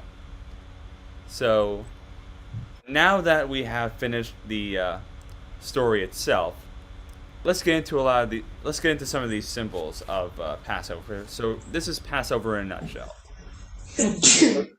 Long story short, there was this rabbi out there, Rabbi Gamliel, and he used to say, and I'm paraphrasing, "Whoever does not mention these three symbols on Passover that you see here on the screen has not fulfilled his or her or their duty." So here they are. Let's talk about them. So this is Pesach, or the sacrificial lamb, the shank bone. What does that symbolize? Anyone want to give it a shot? Does anybody know why we have a lamb shank on our, or mine's a turkey bone. Janet's would be made of Legos. Yeah, it could be. Joshua made one when he was a kid out of Legos. That's what we use. Legos. Oh, Yep. that's cool. That works. Vegetarian. Pretty much anything like that. Griffin, do you know why there's a bone? Yeah, thank you. Why? Because ew. Right? I mean, why is it on our table? Anybody know? Tell us. Any guesses? Well, isn't it about that sacrifice to put blood on the door frame to escape that one of the two horrific? things. Yep, that's one of the two things. Do you want to know what the other thing is? Is that it says I think in the Torah, it says God reached in with an outstretched arm and like yanked us out. And so that is the symbol. It is both the sacrificial lamb that was used for the outstretched arm that we got yanked out of Egypt with. So yeah, there it is. There's the arm of God. You want to hear a little random factoid about the traditional Haggadah? Uh-huh. It doesn't have many modern Haggadahs do now, but it didn't have the word Moses in it. Oh yeah. It didn't. It never had the word Moses because the idea was you're supposed to be like, no, God. Don't give any credit to Moses, who like devoted, the lion's share of his life. But okay, sure. No, God. It's all God. So there you go. That's Pesach. There it is. Wow. So yeah, how about the matzah, which is obviously all right, presented by Alexander. Go for it. Go down. Sign of freedom. The sign of freedom. Well, it was the fact that they were rushed like they were in such a rush to get out of Egypt because they didn't know that the Pharaoh was going to change his mind. So they didn't have enough time to let the bread rise. And plus they were like, wait, if we don't let the bread rise, then it's easier stored. So they're like, let's just not let the bread rise. So they stacked the matzah. So not only was it easier, and its symbolism was that they were rushed. They didn't know that. Let your brother have a chance. All right, go. And. And? Okay. Wait, if they didn't have Tell time. us, Jeremy. I think it is Symbol of freedom. What is it? symbol of freedom. It would have risen by itself. There you go. Alexander thinks it's a symbol of freedom. All right, explain. I like it. Go ahead, explain. How is it a symbol of At freedom? me when I talk to him. You don't have to use these. How is it a symbol of freedom? Stay here. Stay. No, because it was the bread they had when they were set free. Oh. Because it's the bread they had when they escaped to freedom. You're right. So it reminds us that we got free. I love it. That's great. It's a great interpretation. Absolutely. Yeah. How about the maror? Oh, yeah. What do you think of maror? Bitter. Yeah. Why bitter? Slavery. What's The bitterness of slavery. That's literally what it represents. Yes, you know what's really neat? Do you guys know that your parents met doing a play, doing theater? Yes. It was a play that I was actually in. Yeah, they met doing a play, 13, 16, 21, 20, 21. The reason I mention that is that, you know, we're not just supposed to tell the story. We're supposed to sort of, really feel the story. And these are our props. This is theater we're doing. We're using props. We're using symbols. We're using things to eat, to taste and stuff. So we can really imagine that we really were slaves.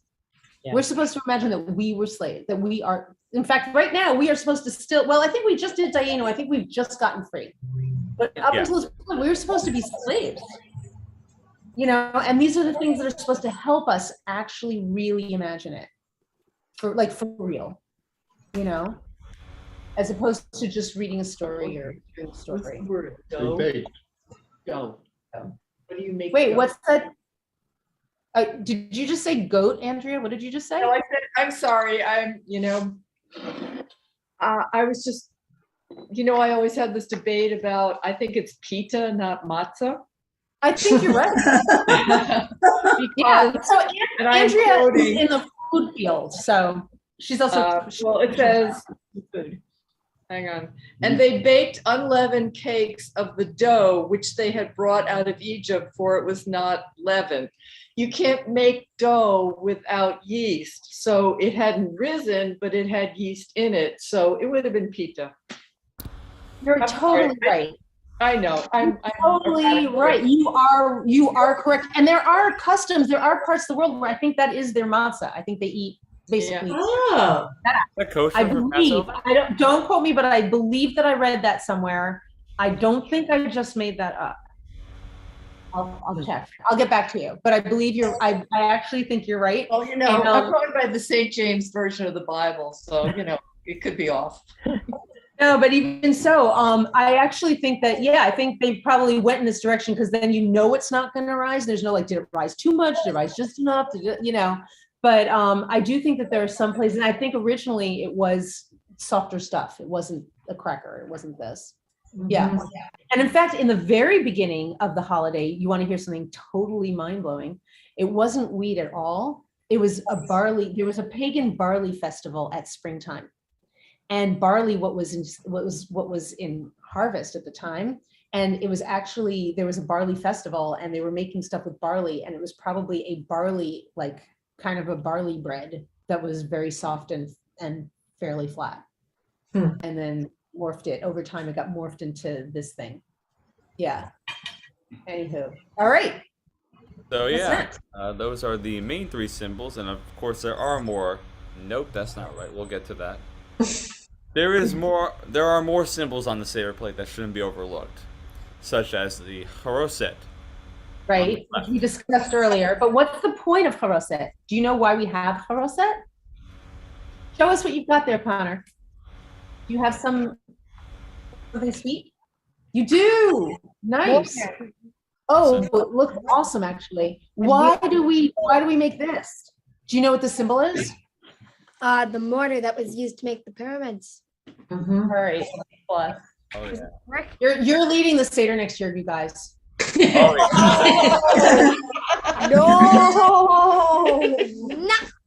Yeah. What else have we got on the plate? What else Yeah, have we got the egg too. Oh, the I egg. don't really see that happening though. The egg. Why do we have an egg? Why do we have an egg? Why do we have an egg? You don't remember why? Okay. I don't know why we have egg on the plate. There are like 7 different reasons given for egg, but one of them is, this is the holiday of spring. Yep. Just as Easter is, because our ancestors were pagans and we liked our spring celebration. So, in a nod to like, yeah, sure, no, keep it. You just fine, keep it. It's the holiday spring. And so there's, egg, fertility, all of that. But also, egg doesn't really. What shape is this? Shape. Brown? Is that what you're It's getting at? brown shape. What shape is it? I said round. Oval. Where does it? Oh, you said round. It's not like you said brown. It's like it's brown shape. Where's the beginning of the egg? Where does it start? There is Nowhere. no start. Nowhere. Right. Starts Wherever wherever it life starts. goes that way. Life is cyclical and continuous, and it just doesn't have a beginning, middle, or an end. Yeah. So, which is also kind of optimistic. Like you think you're at the end, but you're not at the end. So there's more. It's going to keep going. Absolutely. Spring's going to come again. Summer's going to come again. You know what's also round? An orange. Now this one's interesting. What do you think that the orange symbolizes? Rona, don't say anything.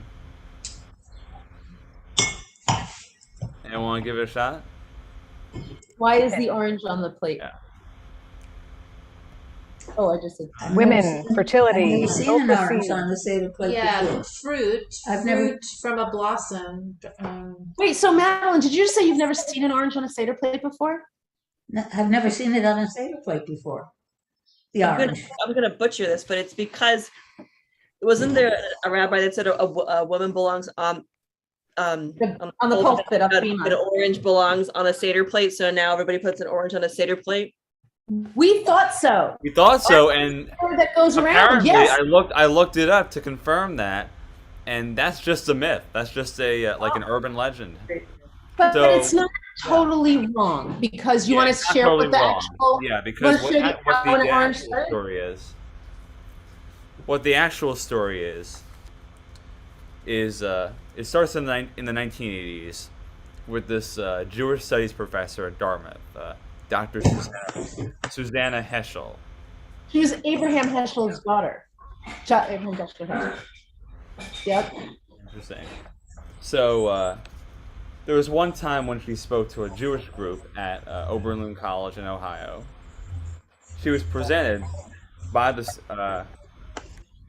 students with a feminist Haggadah that included a similar story to the urban legend. But if you substitute the orange with a bread crust to show solidarity with Jewish lesbians, which So they wanted something to represent like that Jewish lesbians should be accepted, and so they put a bread crust on the plate. And then she said, "Yeah, but that suggests that being lesbian isn't kosher because it's not kosher for Passover to have bread on the table." So she substituted an orange. to say, That's let's- what it's from? Yeah. Oh. Yeah, and it really was for disenfranchised, people to say they should be given franchisement, they should be considered equal. So women, in particular lesbians, but the whole LGBTQAI plus community, so we have oranges for that. Exactly. I mean, it's really amazing how this is. It's really caught on for the better. I'm really pleased about that. But there's Yeah, more so that has. it's fine with that. Oh yeah, but there's more that has arisen. So even more symbols have been brought to the plate in recent years, and many of these reflect modern issues around the world. So obviously we have Miriam's cup. That's not about modern oppression. Miriam, why It's is not why a why modern. do we, It is do you not. you know Miriam's cup, But Carol? Do you know about Miriam's cup? Not really. I've heard So, of it. boys, you guys made an Elijah's cup and a Miriam's cup, didn't you? Can you show them to us? That's Elijah's cup. That's gorgeous. One of you made that one. Beautiful. And one of you made Miriam's cup, and it's beautiful. And what's it? What? So there should be water in Miriam's cup. And there is. Look how gorgeous that is. So the thing about it is that Miriam's prophetess, like superhero power, was that she was the diviner of water. She was able to know where to dig the well every time that they were gonna Where to dig the well. spot. Where should the well be dug? She was the diviner. Another way that they did it is that she had a little well that followed her around. Where to dig the well. Yeah. The other story is that she actually literally had like a little well that went everywhere she went with her, and that was the well. But the way that I understood it was that she was the diviner of water. So we recognize that women make such important contributions that have been overlooked traditionally in our history. And so we put a cup of clear, delicious water, drinkable water, that we are privileged to have come out of our faucets. And there are still people in the world who don't have water out of their own faucets. And so we have a recognition of the fact that Miriam kept us alive with that water in the desert. So there's Miriam's water cup. So I'm so sorry, everyone. I'm going to have to sign off, but thank you so much for letting me join you. Absolutely. Taksamayas, everyone.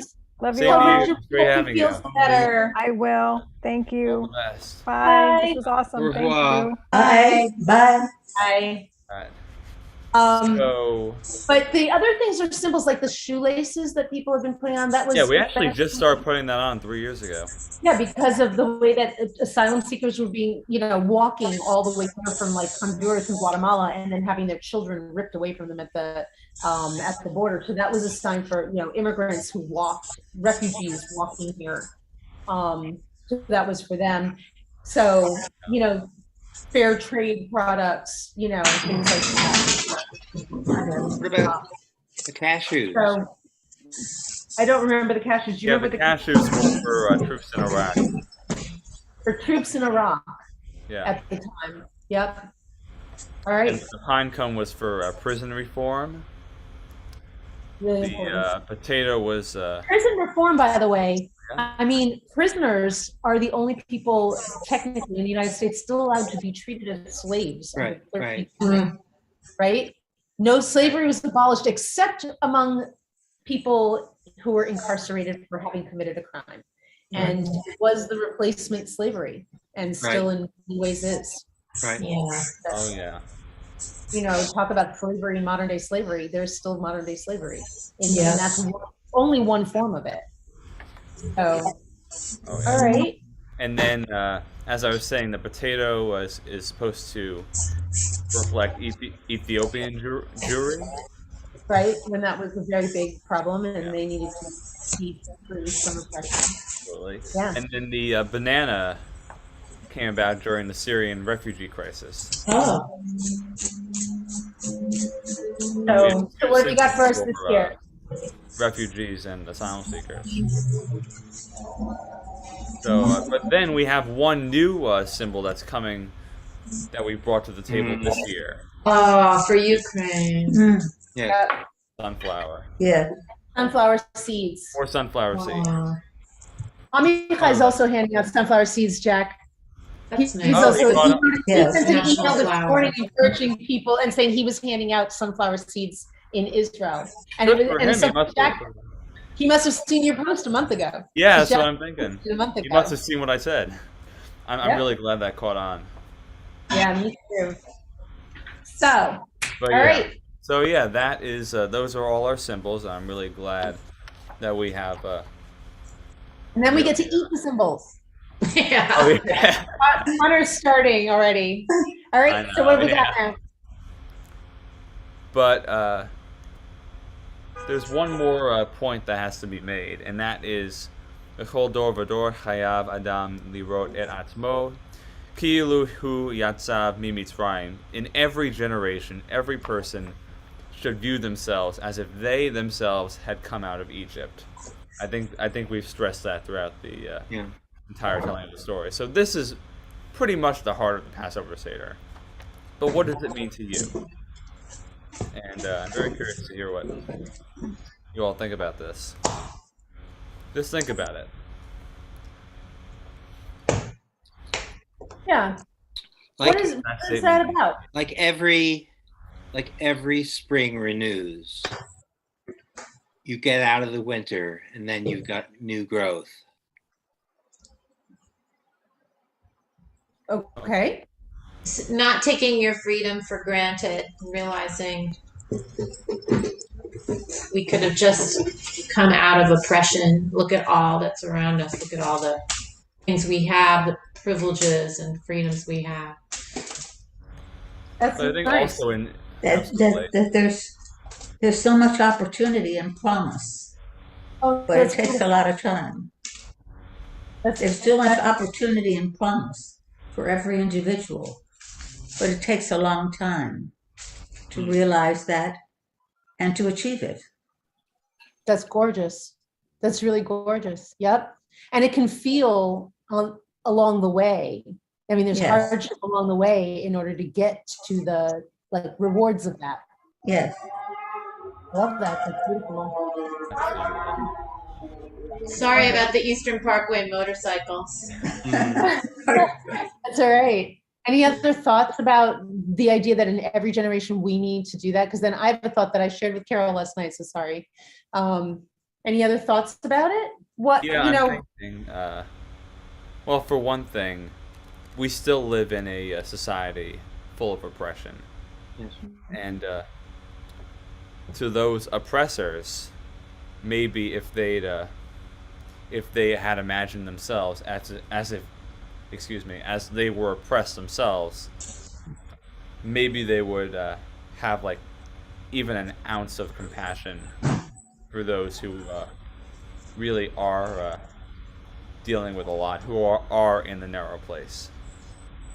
So I think in some ways kind of a wake-up call for people. But you don't have to be on mute. Normie, It's not come on. natural for oppressors to feel like oppressors. What? Right. It's not natural for oppressors to feel like oppressors. They don't feel they're oppressing. You're right. They're just doing their thing and living their lives and feeling entitled to do what they do. Exactly. Yes. And as I was saying, this is kind of like a wake-up call for pretty much every individual to really kind of give a damn about other people, kind of really show compassion, really care about people, really kind of showing that even in the slightest way. So where that takes me, Jack, is it makes me think that it is by experiencing as much as you can, trying to really imagine yourself as a slave. That's what's going to get you to feel how bad oppression is and get you inspired to try to stop it for other people. Yeah. Yeah. Melanie, did you want to say, you wanted to say something? Well, this sort of touches on a conversation that we were having this week as a family, which is we don't come from an oppressed group. And there was a situation at Connor's school that involved, on the outset, some racially triggering language. And it was dealt with appropriately. But as white people who are not from a culture that's ever been oppressed, what do we do? How do we behave responsibly? And how do we, and there were feelings of guilt about being white, and how do we behave as white people that want to have a positive impact? And the discussions that we have was that we need to listen to the people who are oppressed, because nobody knows the oppressor better than the oppressed. So we cannot learn unless we shut up and listen and then do something. So when we are told that we are doing something, we need to listen and hear that, even if it's uncomfortable. So part of that is like showing up and listening to the history of other cultures who have been oppressed, you know, and learning how that impacts generation after generation, so that we can be better, I hate the word, I guess, allies. As allies. Yes. Yeah. So that's right. So you can't come in and storm in and go, I have an answer for you. I'm going to save you. No, Right. not at all. We just need to show up and listen. Right. And then, Right. That's the first step. Yeah. And imagine by listening, like let them tell us what's going on for them and what they let them tell us what they need. Don't tell them what we think they need. Right.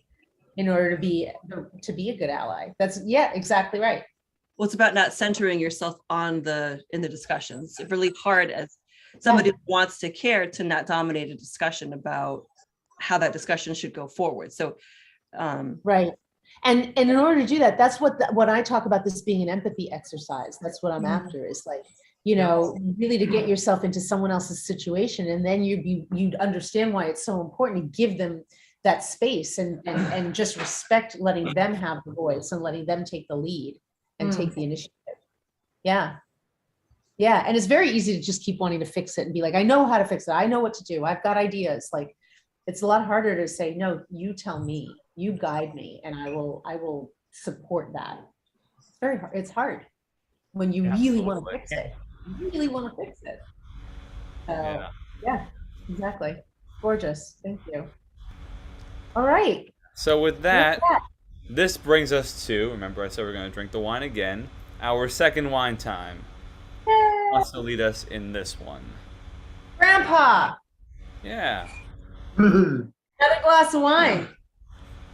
Another glass of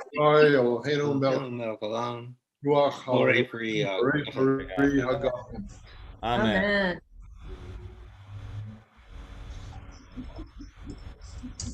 All right, so at this point, it is actually time to prepare for the upcoming meal. So, with that, there are several steps that we have to take. And if you remember what I said, I think like 2 hours or so, whatever it was, that when we washed our hands earlier, we didn't say the blessing for it. Now it's time to do it again, but this time we will. So,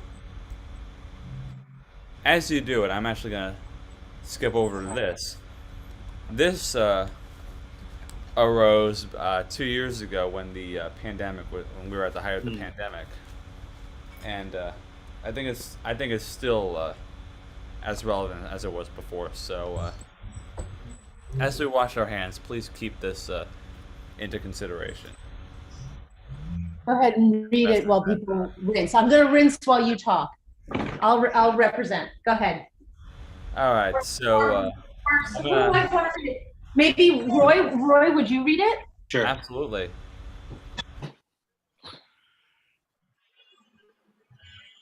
As we wash our hands, we pray, blessed is the soul of the universe, breathing us in and breathing us out. May our breaths continue, and our health and the health of all be preserved in this time of sickness and fear of sickness. Holy wholeness, we take as much responsibility for it as we can by observing the obligation to wash our hands thoroughly for as long as it takes to say this prayer. Amen. It's like you're supposed to wash your hands like saying happy birthday to you twice. Yeah, 20 seconds. Yeah. I think this was timed out. I think they actually timed this, or they actually timed this. Yeah, I think she did. That's lovely. Yeah, this is really clever. And then, of course, the traditional blessing. If anyone wants to lead us in that. Anyone? I'll do it. Yeah, go right ahead. All right. Baruch atah Adonai Eloheinu ruach haolam asher kitshanu b'mitzvotav etzivanu al netilat yadayim. on the Amen. washing. Furthering our ancient traditions and to prepare for this festive meal, we wash our hands to elevate and bring our best selves to the table. Amen. So now it's time to bless the bread. So normally there's only one blessing for the bread, which is the one you see on the screen right now. But tonight there are two, and you'll see why that there are two. So let's do that now, all together. Baruch Baruch atah Adonai Eloheinu melech haolam Amen. motzi lechem min ha'aretz. On this special night, we are grateful for the earth that sustains us with bread, and for every hand that works to feed us. And as a Passover special, here's the second one. Let's all do it together. Amen.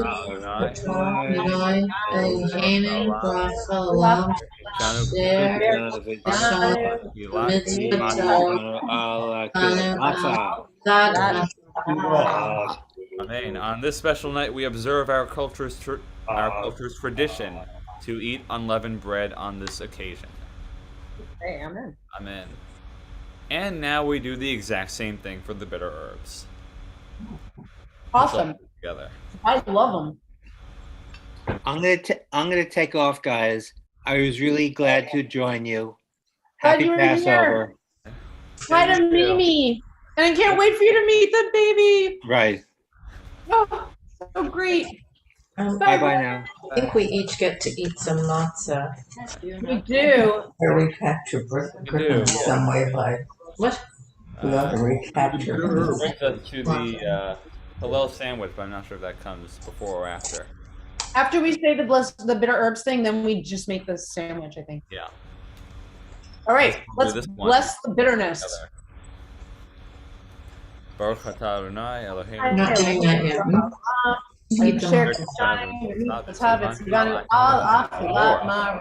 On this special night, we observe our cultural tradition to eat bitter herbs on this occasion. Here. And this brings us to the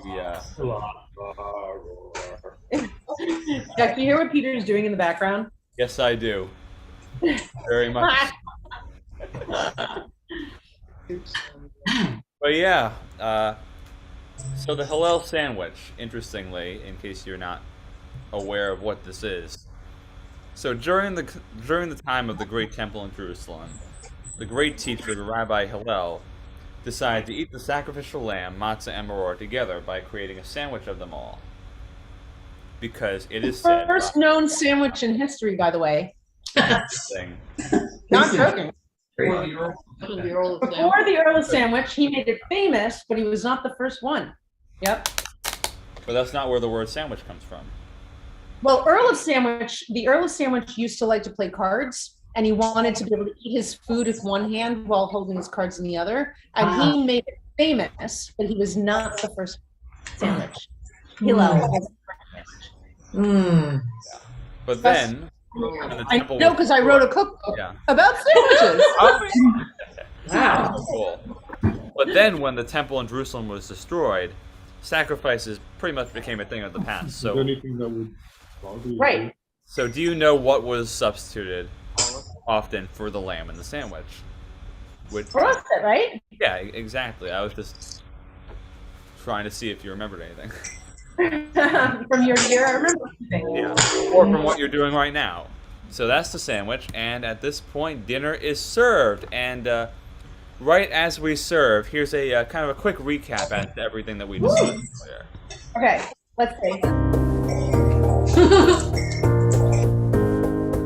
Pharaoh, it's me. I was wondering if after all these years the Jews you'd free. It's all over, everything. You see, it's time for us to leave you. I hope there's no hard feelings. Hello? I can't hear you. I think the river needs some cleaning. It's turning red and we're thirsty. What's with all these frogs in my streets? Locusts flying, I've got boils, and this hail's so freaky. There's not much difference between us, except our million gods. Moses, all our candles died. We must have scratched 1,000 times. I tell you, I'm sorry for everything that I've done. Just stop these burning legs and don't mention I'm sorry you're missing this video. Wish we could turn back time to the good old days when we ruled the Jews. Now we're slaves, but now we're stressed out. Wish we could turn back time to the good old days before we met this dude. Now our sheep are dead, we're stressed out. I ain't playing pretend, no one's gonna get away. I hope you brought your swimming trunks, cause you'll need them for the day. Gonna take a gold and silver, eat some manta and be free. Then maybe we'll eat lots of mana. Yo! No time for dough to rise, bread of freedom is his name. Leave behind the love, the ego, and time no has no rain. Fermentation is a process, only happens certain ways. Taste of freedom, now live like a soul. Yo! My God, he don't like you and he loves everyone. And I think it's time for you to admit you're wrong. Now we all live for Israel, cause with God we cannot fail. And now we know that he's the one that's in control. Well, I just can't believe we let them go. Oh, maybe we can catch them at the sea. Don't be afraid, let's go and follow them. I told you you should have listened to me. My favorite one. Hello from the other side. Free at last in the Sinai. To go out and get the Torah. A Jewish nation is born. Have a happy Passover. May you feel freedom down to your core.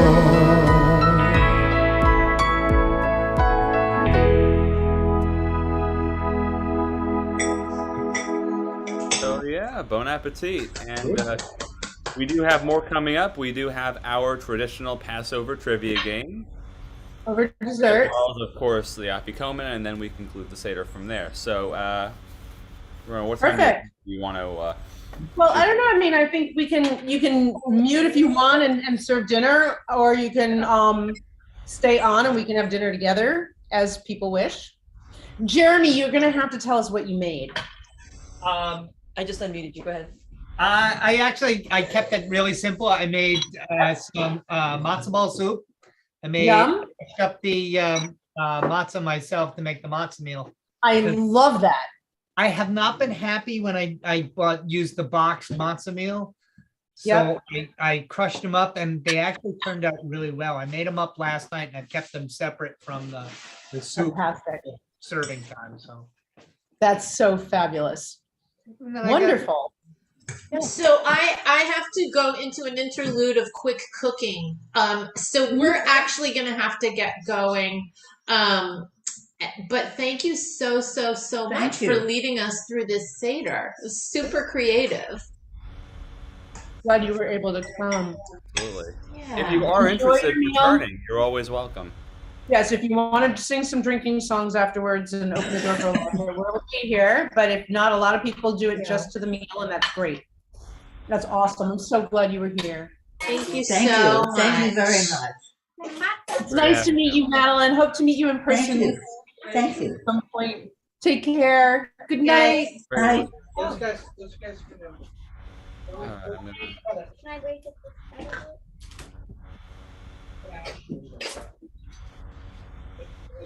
No, I did not mute you again. Well, I did. Your Pandora Premium session has ended.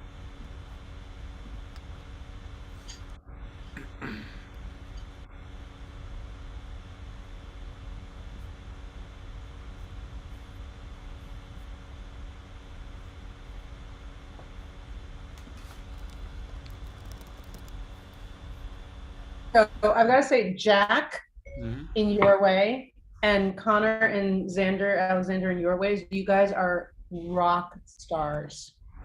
I mean, superstars.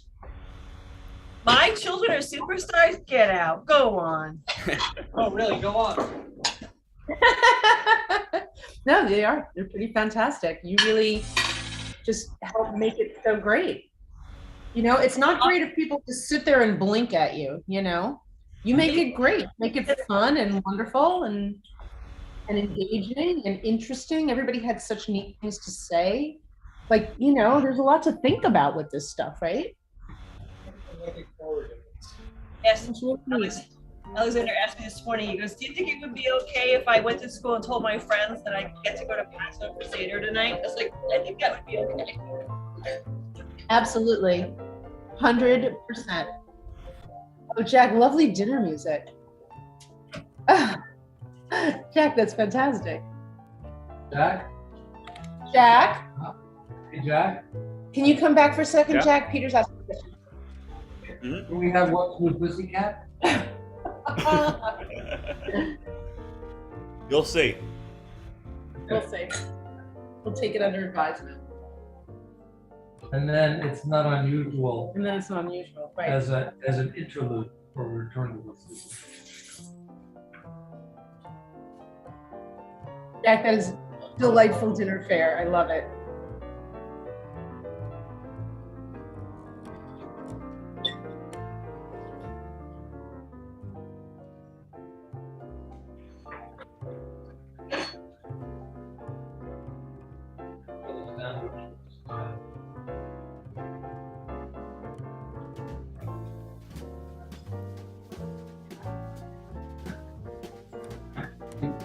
Well,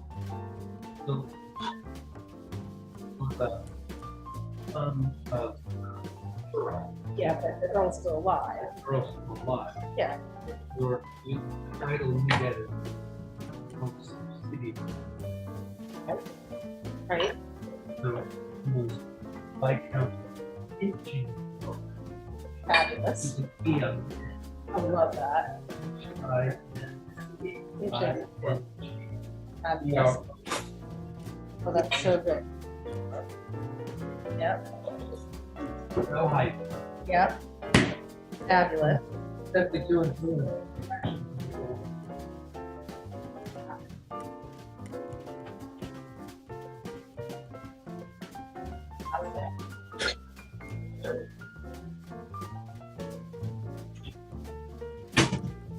So Jeremy's cooking on Sunday too. We've already decided we're doing the matzo ball soup dish. You're doing matzo ball soup for Easter? Yep. Oh, I love it. Because his mom decided she wasn't cooking, so he's cooking on Sunday as well. So we're doing matzo ball soup. Perfect.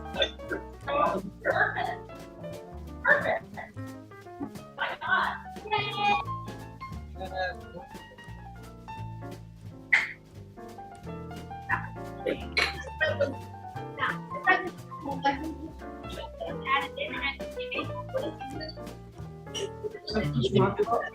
Yeah, like the majority of the year.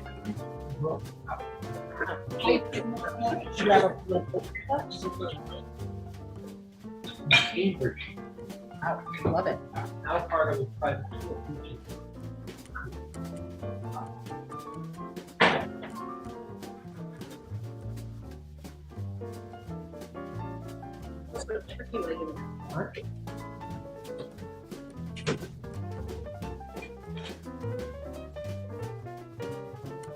Yeah, sandwich's grandfather Was insane, literally insane? Yes, and his wife finds him.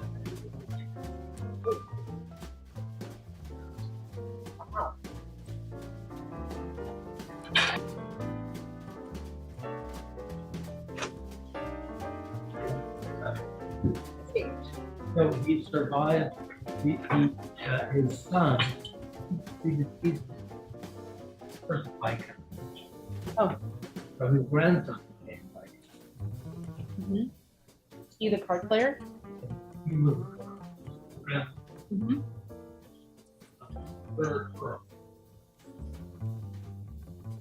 Very cool.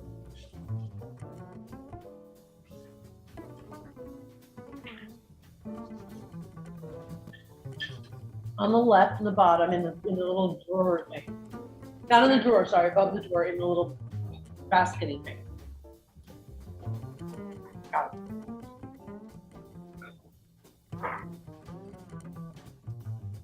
I'm also having gefilte fish, guys. Oh, Jeremy is too, but Connor's decided to be a vegetarian, and Alexander is a vegetarian, and I'm a vegan. So Jeremy's alone in a good position. How's the soup? How are the matzo balls? How are they good? Kind of great, aren't they, matzo balls? Kind of great. I had 2 cows. That's fair. Vegan balls. Wait, say that again? They're vegan matzo balls. Vegan, yeah, so are mine actually. Although they're going to go into a chicken soup, so I admit. What is Chopped fish, hamburger with fish. Something if you make it. what?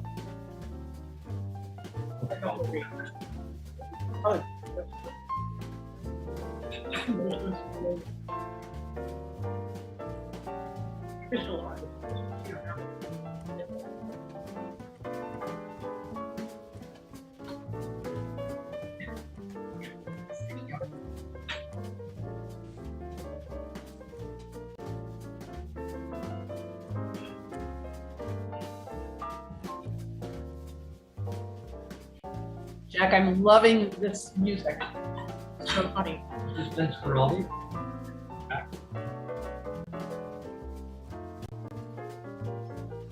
Oh, Jack, is this Vince Guaraldi or no? No, it isn't. Yeah. Who is it? Yeah, who is it? Great. Some other guy. What is it? Bill Evans Trio? Oh, very nice. Oh, lovely. It was live, obviously. Oh, that was us. Just step up to the mic. We're not muted. Hello, you're not muted. Yes, tell us stuff. Tell us things. He wants to talk to Jack. Oh, Jack, please come back on screen so that Alexander can talk with you. Oh, yeah? There. Where are you?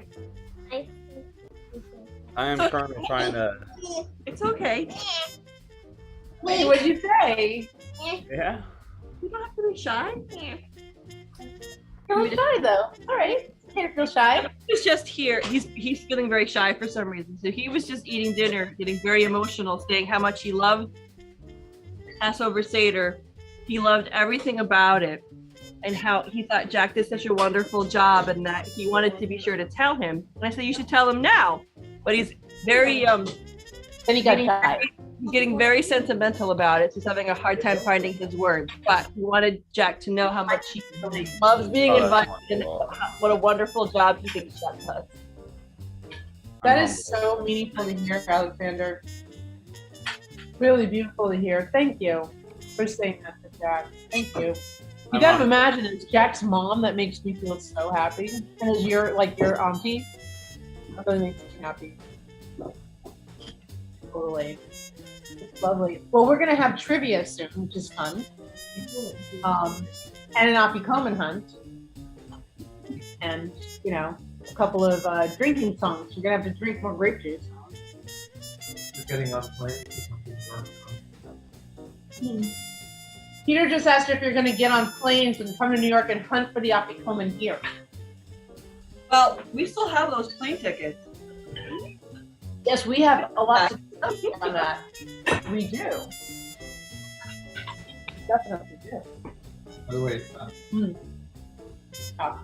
Brook House. Mentioning Brook House. Was originally the gunner. Yes, and then it got complicated. Of course it did. Oliver Cromwell. Of course it did. They made out like bandits. They sure did. Oh man, did they? And ever. it was passed down through the Cromwell family. Did you tell Peter who showed up for Passover? Did I tell Peter who showed up for Passover? Bootsy. Did you check your phone? I sent you a picture. She never left. Joey, really? She sat there the whole time. Oh my gosh. She never She left. said She heard my voice and she came. Oh, look. She just came and hung the whole time. And she was actually at the table for part of the time. No, she never left. She sat in the kitchen the whole time. That's so sweet. It's so lovely. Bootsy loves Passover too. Boo-boo. Sweet Boo Boo. I also like the picture of the boys. I'm glad to have the boys in that picture too. That's a video. 5 o'clock in the morning. Oh wait, it's a video? Yeah. No, that one's not. Oh, this one's a video. Let me see.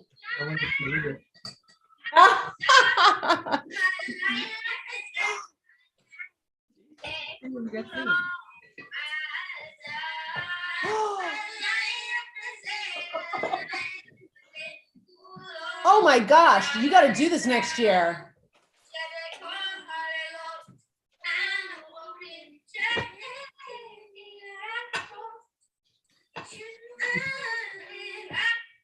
Oh my gosh. You are totally rock stars. Yeah, they practiced it. Alexander was, was unbelievable. He made us practice the third verse 4 times because we didn't have our pronunciation correct. Oh my gosh. I can actually write it up in a way that really makes it. I have my own way of translating. My 9-year-old said we need to practice the third verse because our pronunciation is off. Unbelievable. This one. The one unbelievable. Yeah. Unreal. I love that so much.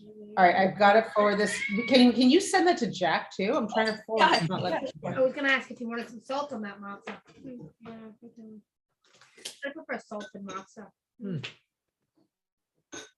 It's not letting me forward this to Jack.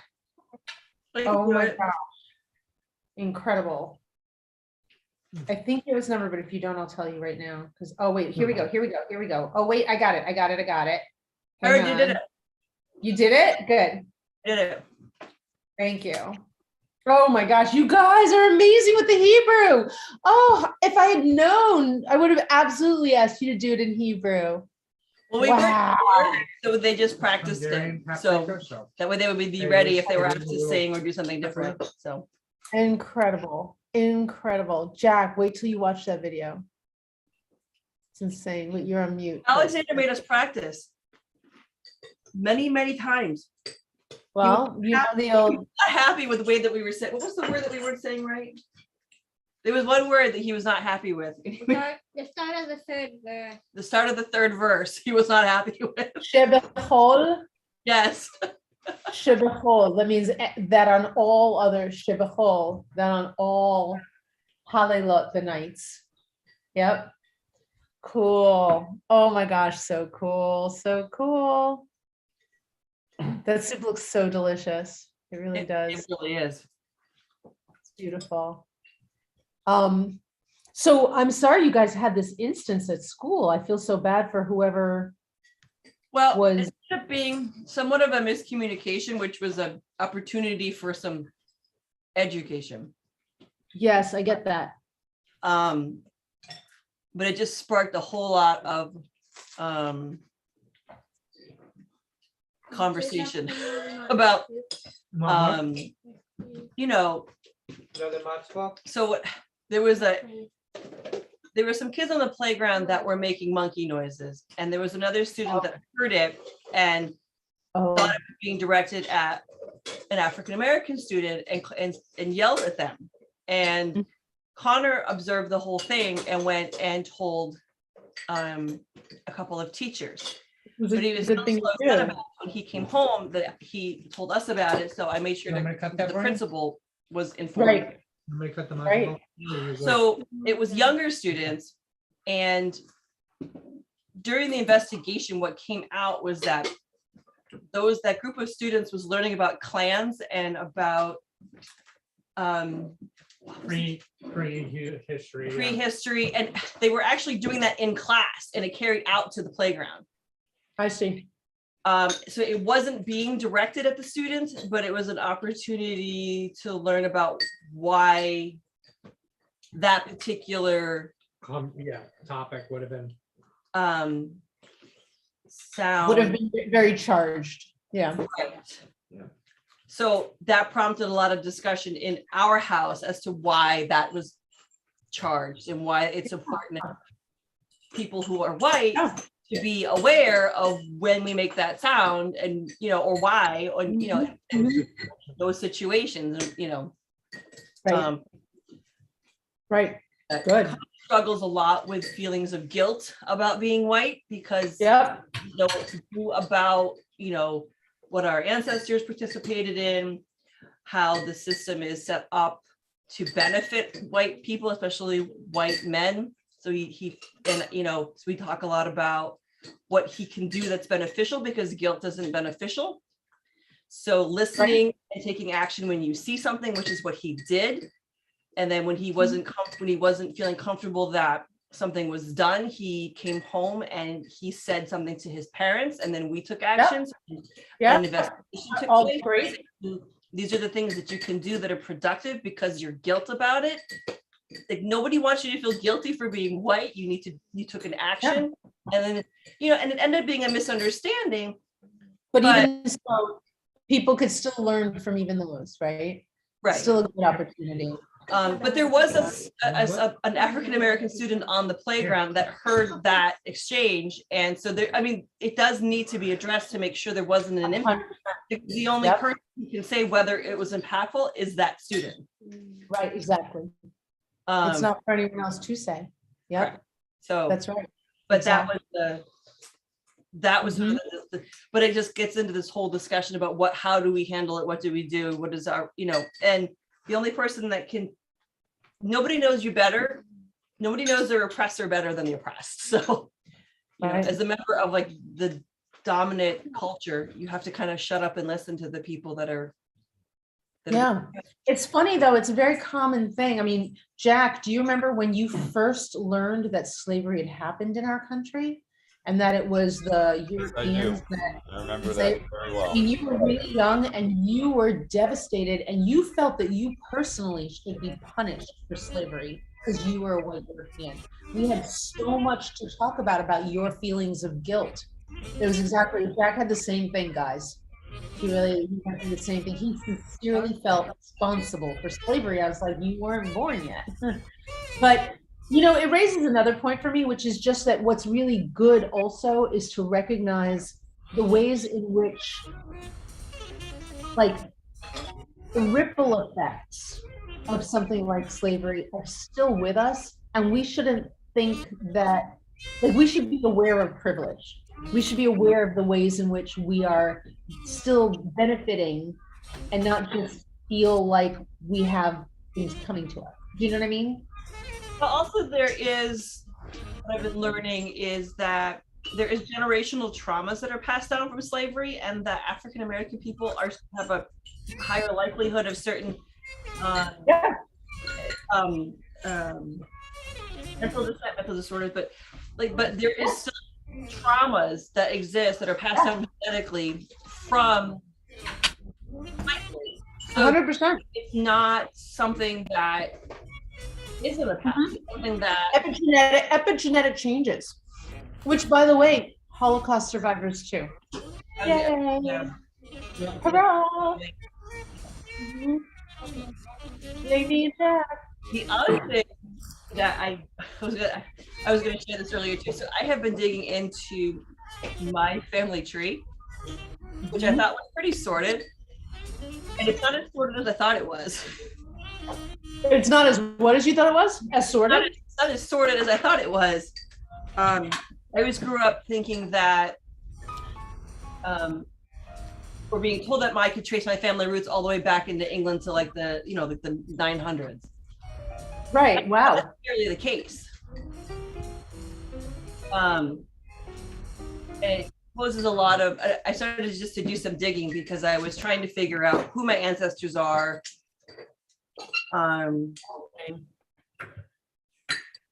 That's awesome. Yeah, it was, but it's not because I have some pretty crappy ancestors. So it's a kind of a mixed bag. So yeah, on the one hand, I can't connect my ancestry back as far as I thought I could, but I can't not connect it either. And I'm torn between whether or not I want to connect it or I don't want to connect it. Yeah, because So because they're not nice, because the people that I would be related to are yeah, if we connected to Emily. yeah, they're not nice people, and I don't know how I would feel about being related to that. So it's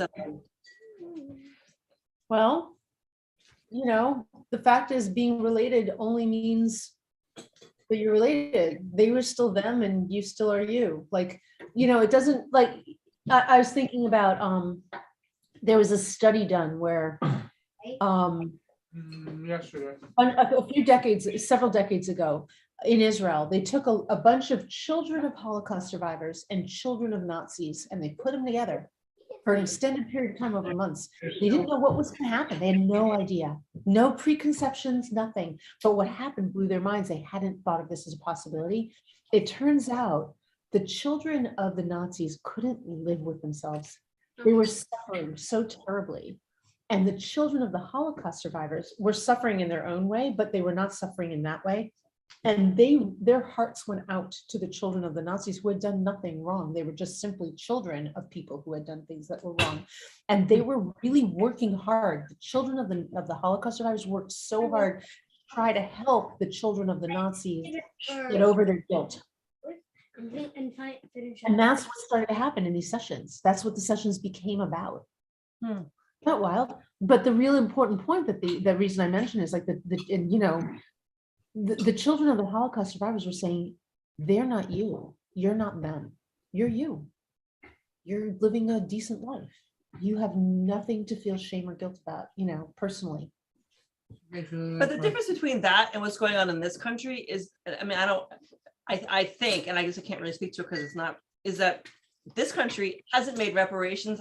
There's still a system in place that keeps African Americans and indigenous down. I was raising it in terms of you finding out your ancestors, like they're your ancestors. Do you know what I mean? But they're not you.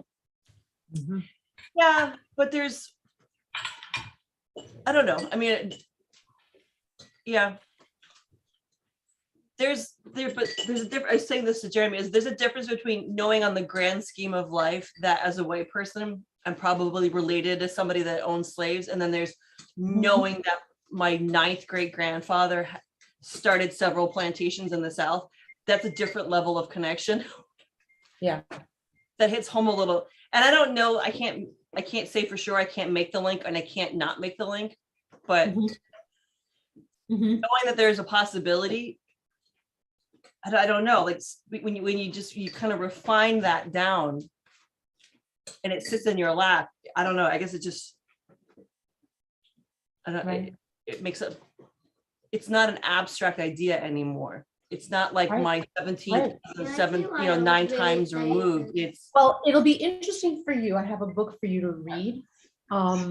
So Peter, Peter's sister-in-law, who sadly died of cancer right before I was able to meet her, right when we started dating. Her family owned a giant plantation in South Carolina. You know, they're a big Charleston family with a big rice, plantation. And hold on one second, let me just tell, I think that might be too, when are you guys gonna be ready for trivia, just since Jack's asking? Me? You thinking like 10 minutes? Yeah. Yeah, 10 minutes. Yeah. So the thing is though, that she encouraged her cousin.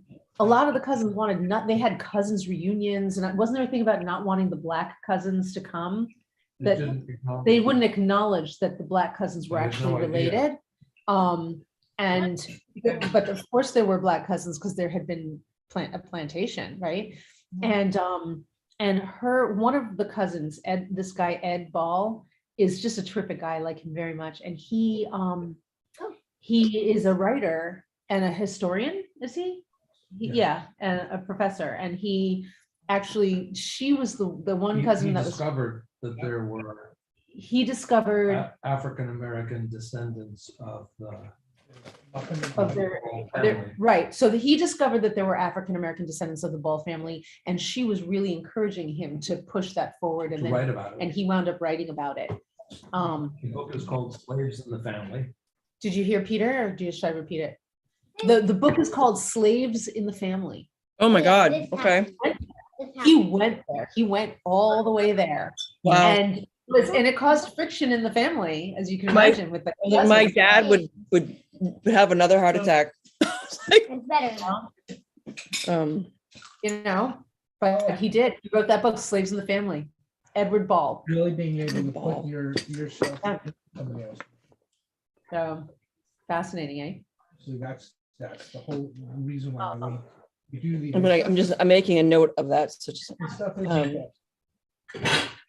like, yes, this stuff stands for something. Right, I'm gonna quickly put the matzo balls in the fridge. But through this, actually, And then we can start trivia. to really remind us, to make it a visceral moment rather than just kind of a high concept. Oh, this happened. I am. In a weird way. We're gonna try now.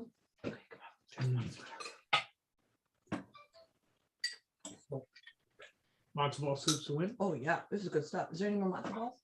I think one. Actually, this is decent. Mine. Please. Yep, there's one left. May I have it? Yeah. Wait. I'm gonna go put a piece of matzah in the cat's bowl. Please don't do that. Take that. Don't worry about it. Do you want more rough?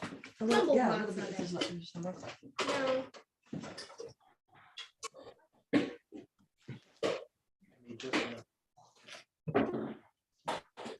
We're doing now.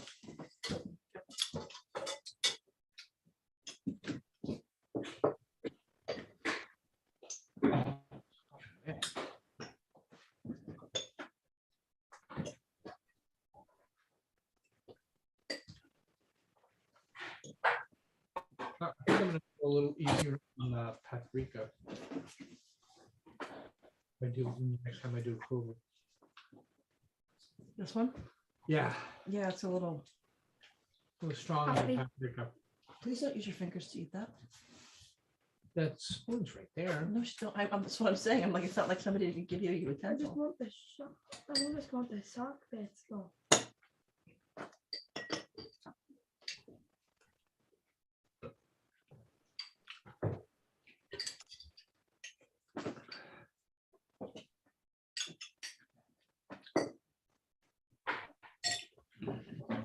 What do you want to talk about? We're going to do We're gonna trivia in do a minute. trivia in a minute. Yeah. What do you want to do? You need to clear the table. If you're done, you need to brush your plate, please. How about that? We're keeping this matzah. Yeah. You're keeping the matzo right there? Okay. I don't know why the matzo's juice good tonight. It does or doesn't? It does not. I'm not interested in that. The matzo? Salt? Not? You can keep that plate if you're still working on it. I don't want it. I feel a little burnt. Filled up on soup? Yeah. Fill up on soup and matzah.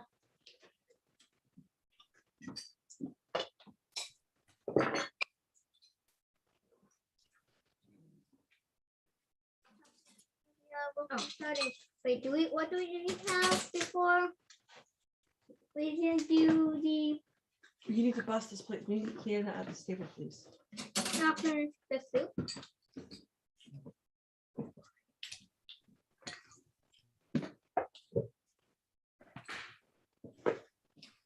Dude, you're gonna turn into a matzo ball. Holy crap.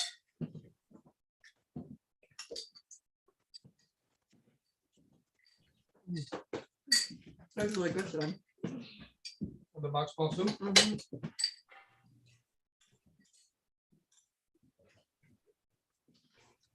At least they plenty of matzah balls. Soup and matzah balls. Matzah's a base. You can eat it just like the actual base. A little bit of an add-on, you can eat the actual base alone. Dip it. You can dip it. Oh, yeah, I want to dip. forget to double dip. Always dip twice. I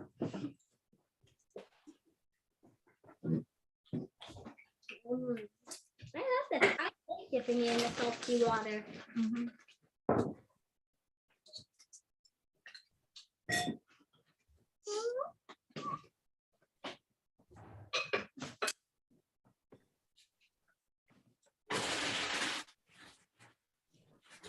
Yeah, I get salt.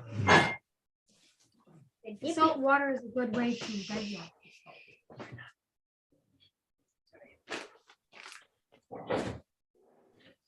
I might still be eating.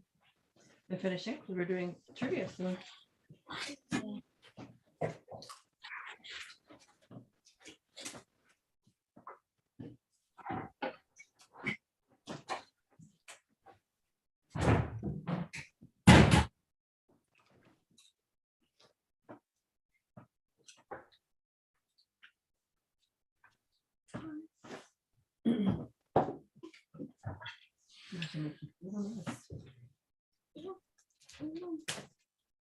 I'm not. But I was thinking if we pull the laptop down, which means you guys gotta be done with the matzah. Is that gonna be a thing that happens soon? Maybe. Don't be a smart. I don't know. I'm probably eating matzah for a while. 5 more minutes, Connie. 5 more minutes. I'll finish 5 more minutes, that's done, because this is gonna be cleared out. Hi, everyone. 3 times. Oh no.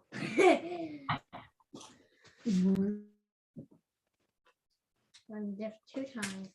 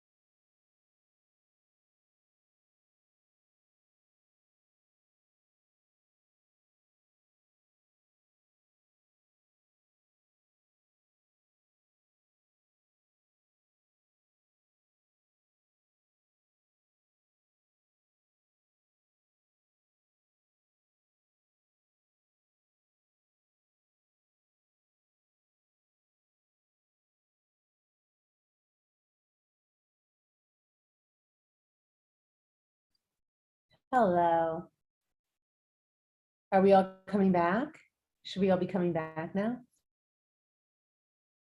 Jack? Hi. Hi. There. When is Passover mine. This is trivia over there. starting? I think at this point it's probably starting just about now. I think, do you guys have a couple of different phones? Can you be in 2 teams? Oh. I love that. Henry's like, I don't know about that. Oh, do you guys have We Kahoot? can't use Kahoot on that.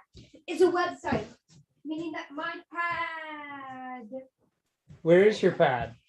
My pad. Because I'm a bit of a ringer, so I want Peter to get in on the game. You're a bit of a what? A ringer. The ringer. Even though I don't know what questions he's going to ask, I kind of know a lot of answers. And I just would like Peter to step in for me. Yeah, why not? Okay, we were watching I think TV. maybe if you guys do 2 teams, what do you think? Connor's logging in now, so Okay, awesome. where's your pad? Can I play Kahoot on my on here and you guys play No. over there? No, because that's the screen. Screen. I mean, 2 phones or a phone and an iPad. If you have. Alexander's like, Type in Kahoot.it. Kahoot.it. You just made Connor's brain explode.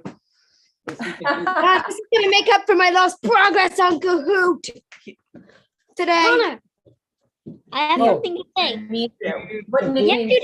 I did Kahoot oh. at science, and we did a Are you game. gonna play with mommy? Are you gonna play with Connor? Yeah. You might be on the losing team. Are you gonna be okay with that? Yeah. Okay. It's like, So I wait, can't. what are your teams going to be? What do you want our team name to be? I don't have a login. Do I have to have No, a you login? have to do Kahoot.it, not Kahoot.com. Well, apparently you should do this. Yep. And Yes, and see if I'm on that list. Yum Yumsy gang. Dad, Dad and Andrew, you guys coming back? Can we see you? Can you turn your screen on? Dang it, I'm just gonna. I did turn it on. Game Game pin is. Your mute is off, but your screen. Oh, wait, there you are. Gang. Is that you, Connor? No, he's in a long. Yum Yum's E gang. You're in. Young man, E-gang. What's our nickname gonna be? Great. The cat tacos. Cat tacos. Okay. Oh, Yeah, the E-gang is actually just my bots. oh, okay. Yeah. So I use E-gang to address all of the E's, but it's really just me doing E and then E and then That's hilarious. and then E. And it just keeps on going up the list until they all get kicked because Oh, I I'm see. botting Yum the Yum's game. E gang. The E gang, yo. Yum yum. Yeah, Yum yum they're the eating. homies, and I try to include them in every single Kahoot in one way or another, whether by putting a single E in the game or just putting the E gang or including the E gang as part of my name. Guess who's who? Oh, Is that grape juice a winner? yeah. Customize the music. You can customize the music by going to that volume button. I'm sure he knows. Giraffe. So you are happy with this. Yeah. That's so funny. There's a story behind Dref. You want to hear the story? Absolutely. So my dad's name is Jeff, as you may or may not know. So Jack's grandpa's Jeff. And when I was little and I was learning to talk, you know, I was noticing what people were calling things. And it's like, oh, that's a cookie, that's a tree. And my mom was calling him Jeff. So I was like, and that's a Jeff. But I couldn't say J. So I said, and that's a Dref. And I just started calling him Dref. So instead of calling him Dad for a little while when I was a toddler, I called him Dref. And so I'll write cards to him and I'll be like, dear Dref. So imagine a toddler going, Dref. That was me. My dad. Dref. Dref. Yeah. He was Dref. He was Dref and my little baby sister Lori was Corey. I couldn't see the reason I Corey. I like it. Oh. It was. Yeah. It's not brutally sweet, and it's got enough flavor. Yeah, I've noticed like. What's that? 1, 2, 3. The power of the sweet past. Last year I picked up Welch's grape juice, but this year I found this in the store. Oh yeah, no, it's delicious, right? Oh, this stuff is great. It is. It's great. It's Yeah, great. we need to make a habit of buying that stuff. It's not too sweet. It's perfect. Right. We need to make a habit of buying that Yeah, stuff. it's my favorite. It's my favorite. Power of three Also, paths remember, combined. pomegranate. I have not forgotten pomegranates. Don't worry. Yes, we are planning on. Oh yeah, go to wait. He knows, Connor. He knows. He knows how to do this. Can we do the 8-bit music, please? Trust in the Jack. I'd love to Trust in know how the to get it to work. Trust in the chat. It's not working, honey? Honestly, I have no idea. What's going on? Hold on. Yeah, and what's making the echo?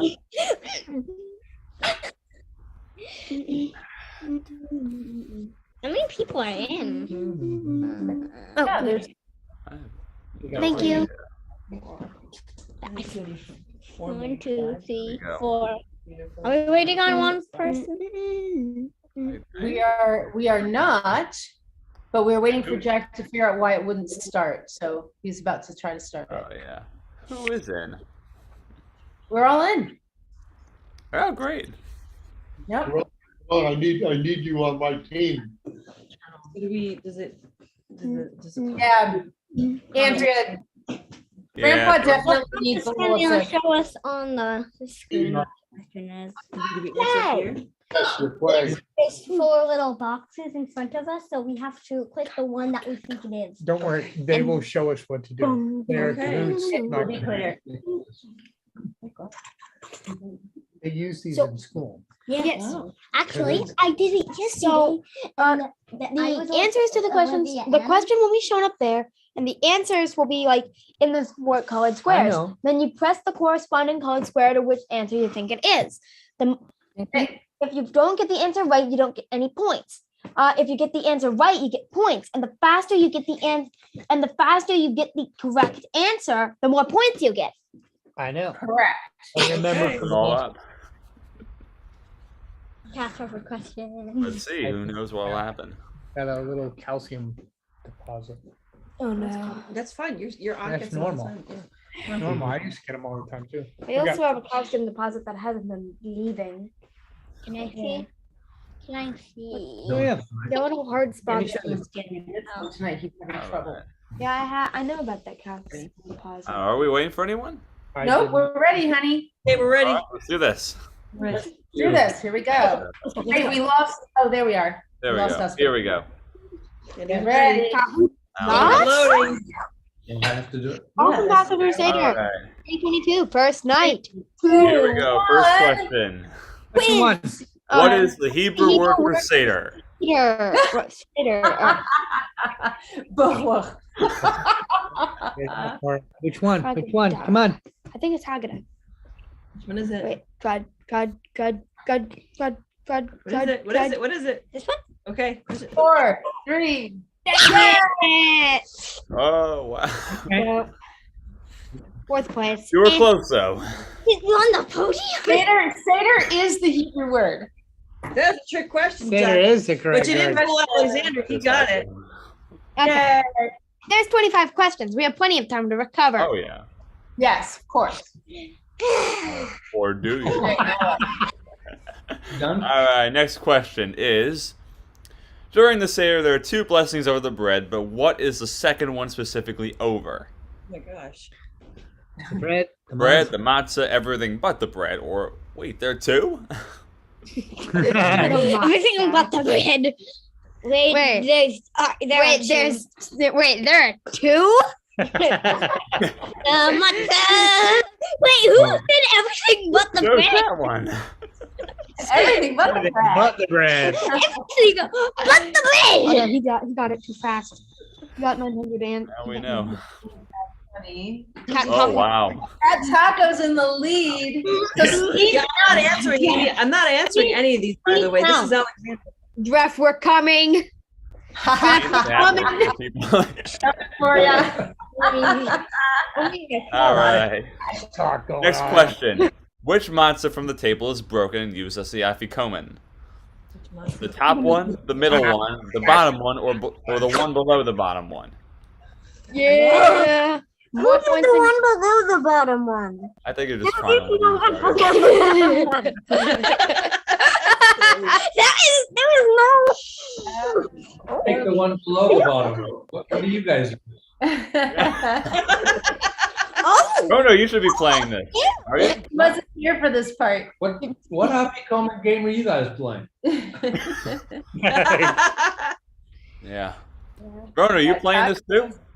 I passed to Peter because I'm a bit of a ringer. Are you? I don't want to, you know. She just wants me to participate. I want him. Well, who knows? What are there not four of on Passover? Oh.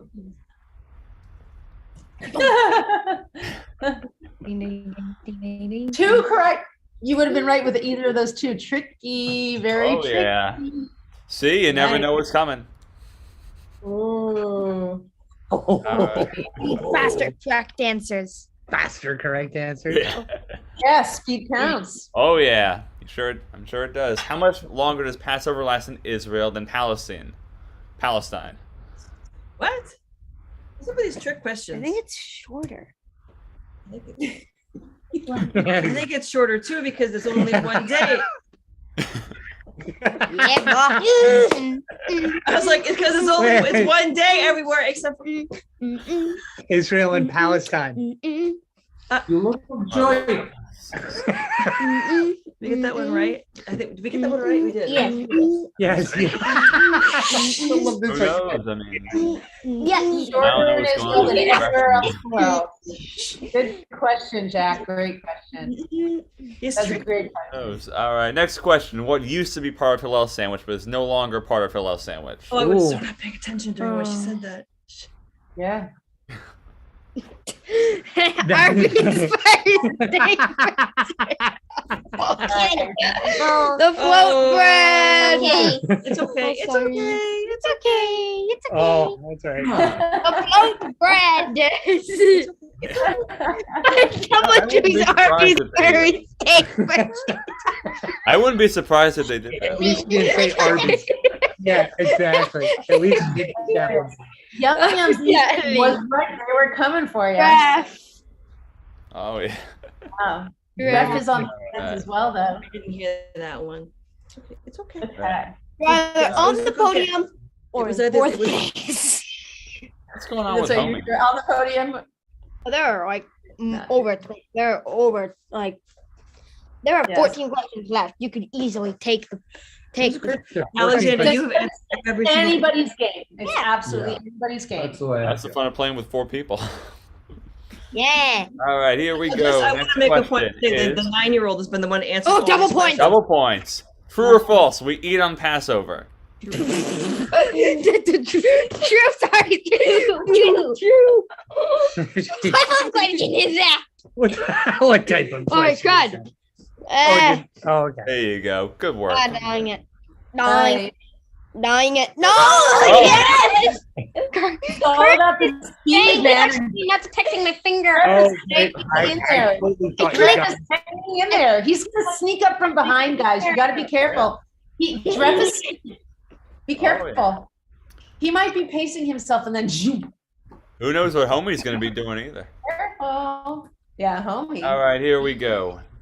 He could still Next take it. question.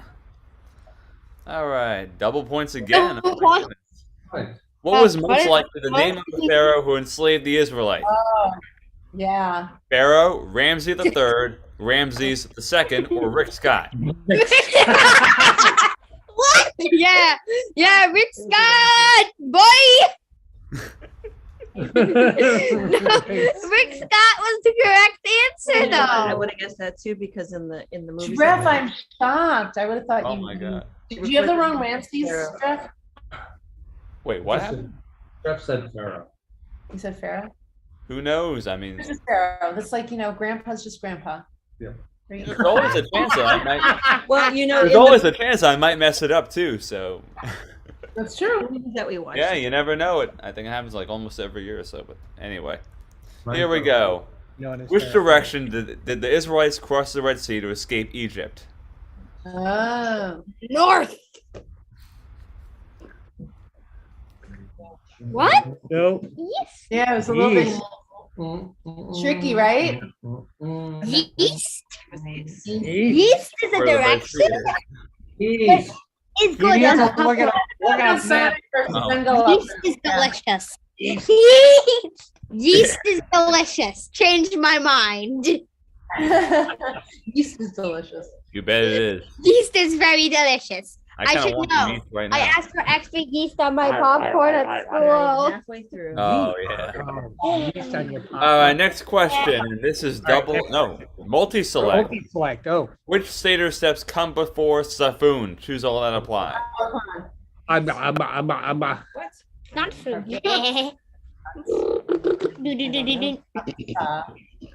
So it goes to show you got to pay attention to every single detail before this. You too. Ooh, There we go. I'll take it. Partial. Yeah, Nirdzah is the very last one, which I don't know what that is. Last. I don't even know what they do there. That was a tough one. It was. Oh yeah. That's just the easy one. All right, here we go.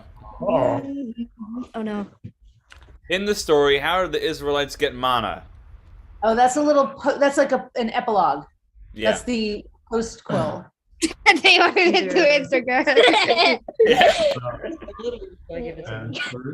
No, they got it through No, they ordered it through Instacart. They ordered it through Instacart. They didn't have that back then. They ordered it through Instacart.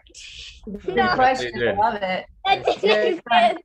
No, but you want to hear something They did, crazy? God You know what delivered they it. did- Wait. You know what they did steal? You know what they did steal? As they were leaving Egypt, they turned to the people that had enslaved them. They're like, "Nice necklace. I'll take that. Ooh, those earrings. Yeah, mine now. Mine. You're paying me." Aren't there cops And out they there? They took the jewelry. What's the question? Aren't there cops out there? What? Yep, they just took them on the way out. Yeah, That's and how then they meant. Then they made a golden cap out of it. I was about to say, isn't that what they made the golden cap out of? Yeah. Well, it's with some of them. So that was made with some of them, and there were lots who just wouldn't give anything for that. They were not in on the golden cap. Only some people were. Yeah. Wow. And others, and when so actually, interestingly, with that, there's a story about that like Aaron was trying to buy time. He's like, go ask your wives and daughters and sisters for their jewelry, and that and then it says the men gave Aaron theirs, which indicates that the women wouldn't give. Because, and it wasn't that they didn't want to part with the jewelry. No, it's too pretty. I want it. Is that they wouldn't give to the golden calf. They didn't want to do it for that. Right. And then, interestingly, when they were building the actual tabernacle that was going to hold the 10 Commandments, and they were doing all sorts of artwork with that, they gave so much jewelry to turn into like the altar and the bowls and whatever, that they actually had to tell them to stop giving. So they were super generous for the right thing, but most of the people wouldn't give for the golden calf. Only some people did. The golden what? Calf. Yeah. What's the golden calf? Yeah, we'll tell you the whole bit later. Yeah, it's its own story. It's an interesting story. Yeah. Weren't they focused on getting out of there? Yeah. But while they were getting out, they were like on the way. They were like rip, and they took jewels on the way out. They're like, we have not been paid for several hundred years. Mine. There I they know. go. Collecting all thousands of years of lost debt. Mine. Wow. Mine. I bet their own reparations, right? They had. Yeah. Well, they were in millions. That they were in millions of points of currency in debt. Mm-hmm. To an entire people. All right. Alrighty, here we go. Because I don't know what currency they use. You done? I'm guessing they still rushed. Who, me? It's only 11 out of 25. Oh, we got so many questions left. Let's do the next Oh, one. here we go.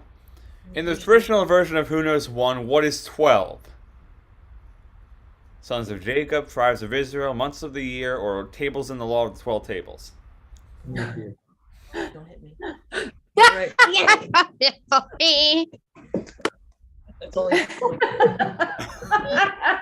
Jacob. I actually thought it was Sons of Jacob. Well, Sons of Jacob. Tables in the law of 12 tables. Sons of Jacob too, and I pressed on Sons of Jacob, and now look at me. You're on the bottom. Homie, you're on the bottom. Yeah. Still ahead. All right. Looks like Tommy's going back. All right. Okay, next question. All right. Double points. Double points. Oh God. What do we pour into Miriam's cup? Well, that's easy. Wine, water, coffee, or Goldschlager? Goldschlager.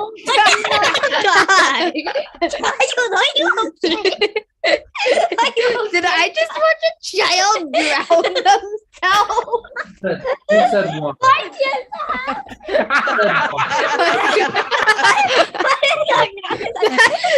is that child trying to water it all in their face? That child has a drinking problem. Why is that child waterlogging their face? You're trying to drink from the faucet. I think you got Why is your it Not working out for him. Why is he waterlogging his face? Okay, next All right. question. Ready? All right, let's see what you got next. Double Oh, points. again, oh my God. How many questions are there in the 4 questions? What type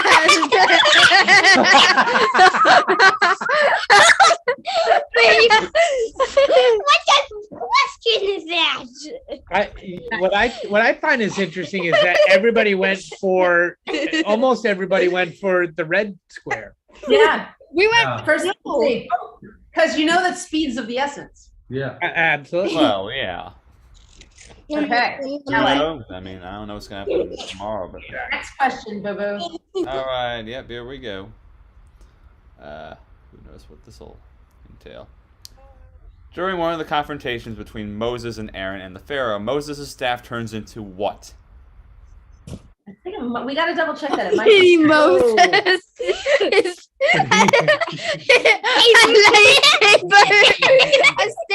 A snake, a lightsaber, or a mini Moses. Well, this actually happened. Mini Moses. All right. Mini Moses. Why we have the What about a mini Moses? Yeah, that was definitely Moses. Oh no! Oh no! Oh no! I was in shape. All right, here we go. All right, here we go.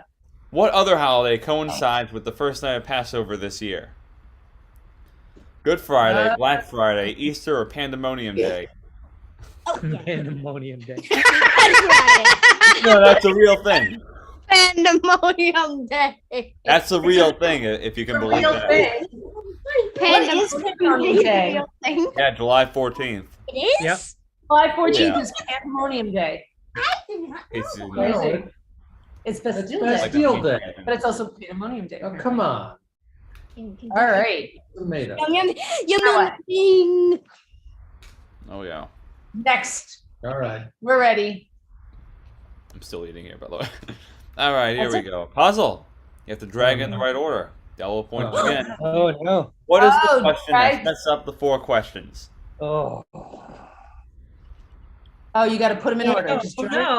no, Alexander, you're Come on, great you at can do it. puzzles. Go, go, go. Keep going. Go you. You know how to do it. Drag. Hold and drag. Yes. Why this night?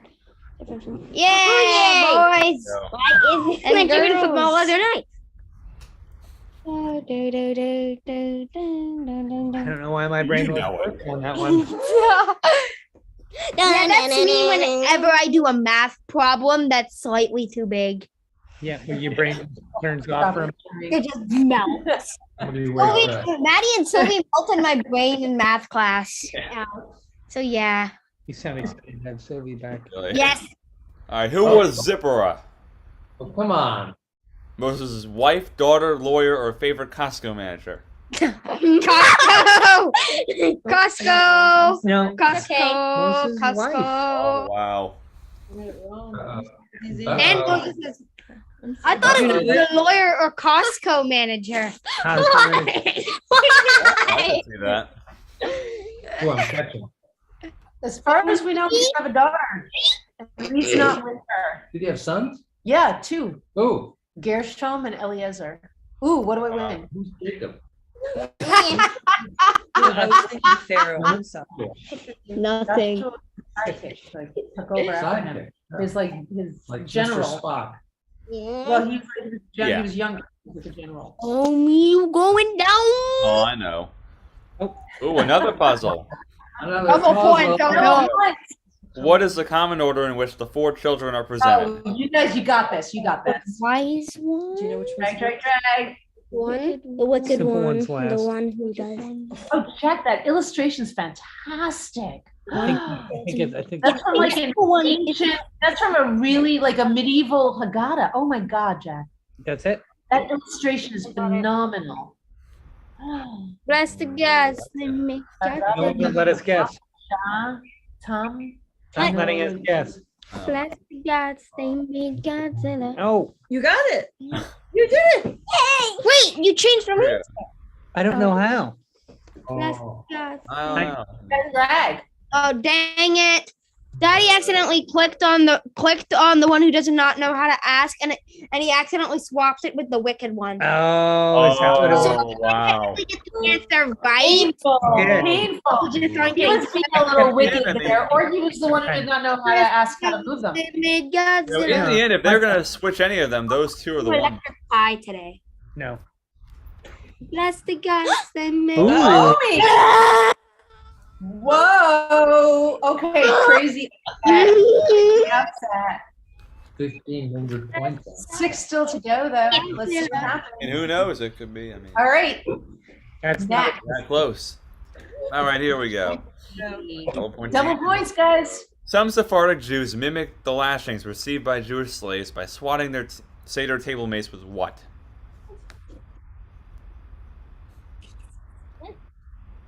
They're Haggadah. Like what? Oh, Scallion? scallions.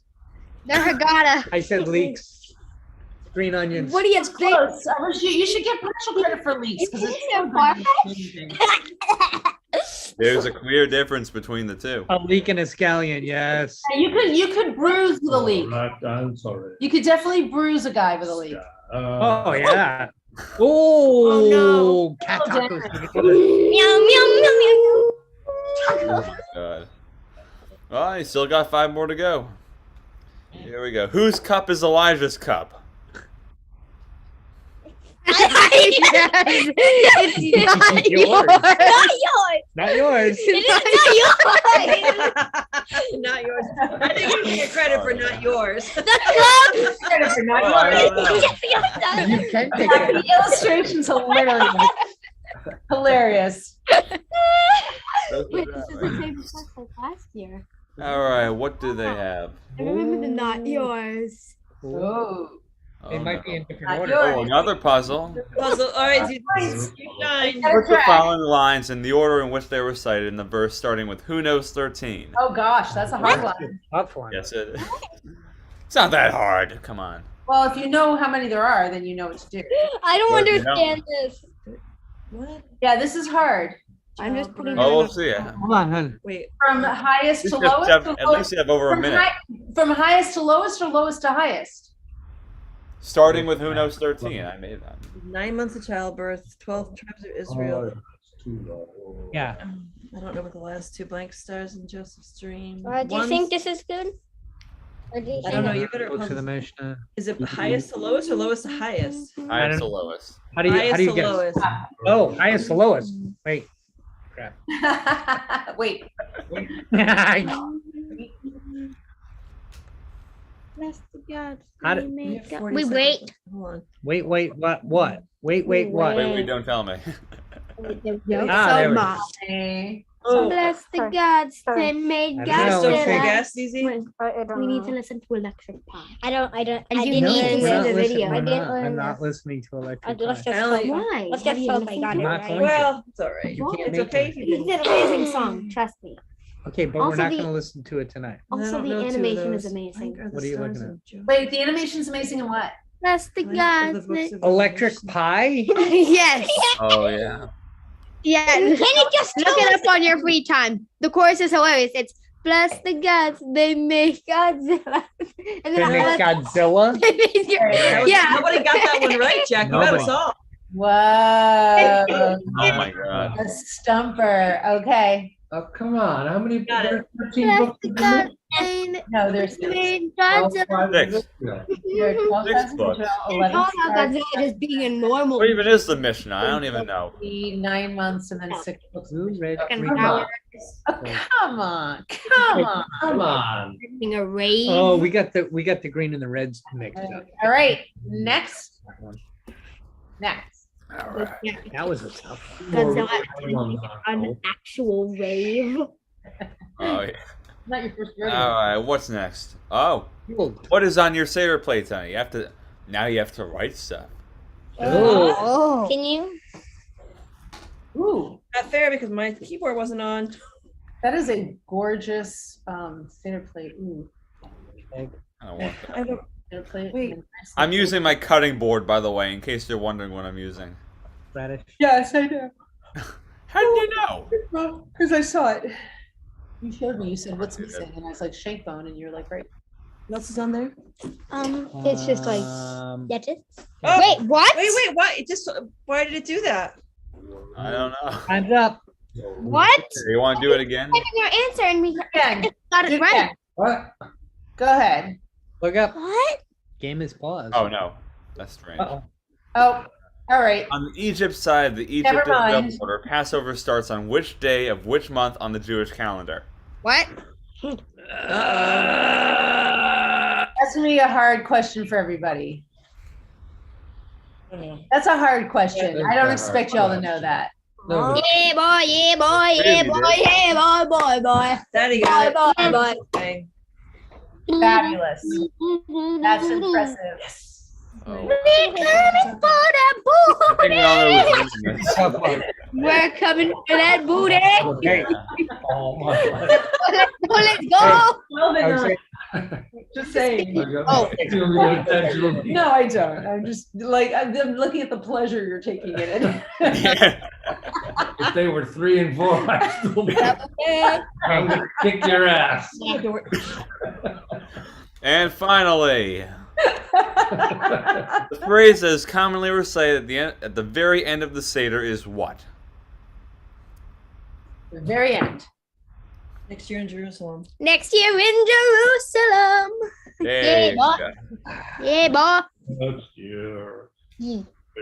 Ooh. Ooh, you're on the podium. Very nice. Also on the All podium. right. He came back from behind. Yes, he did.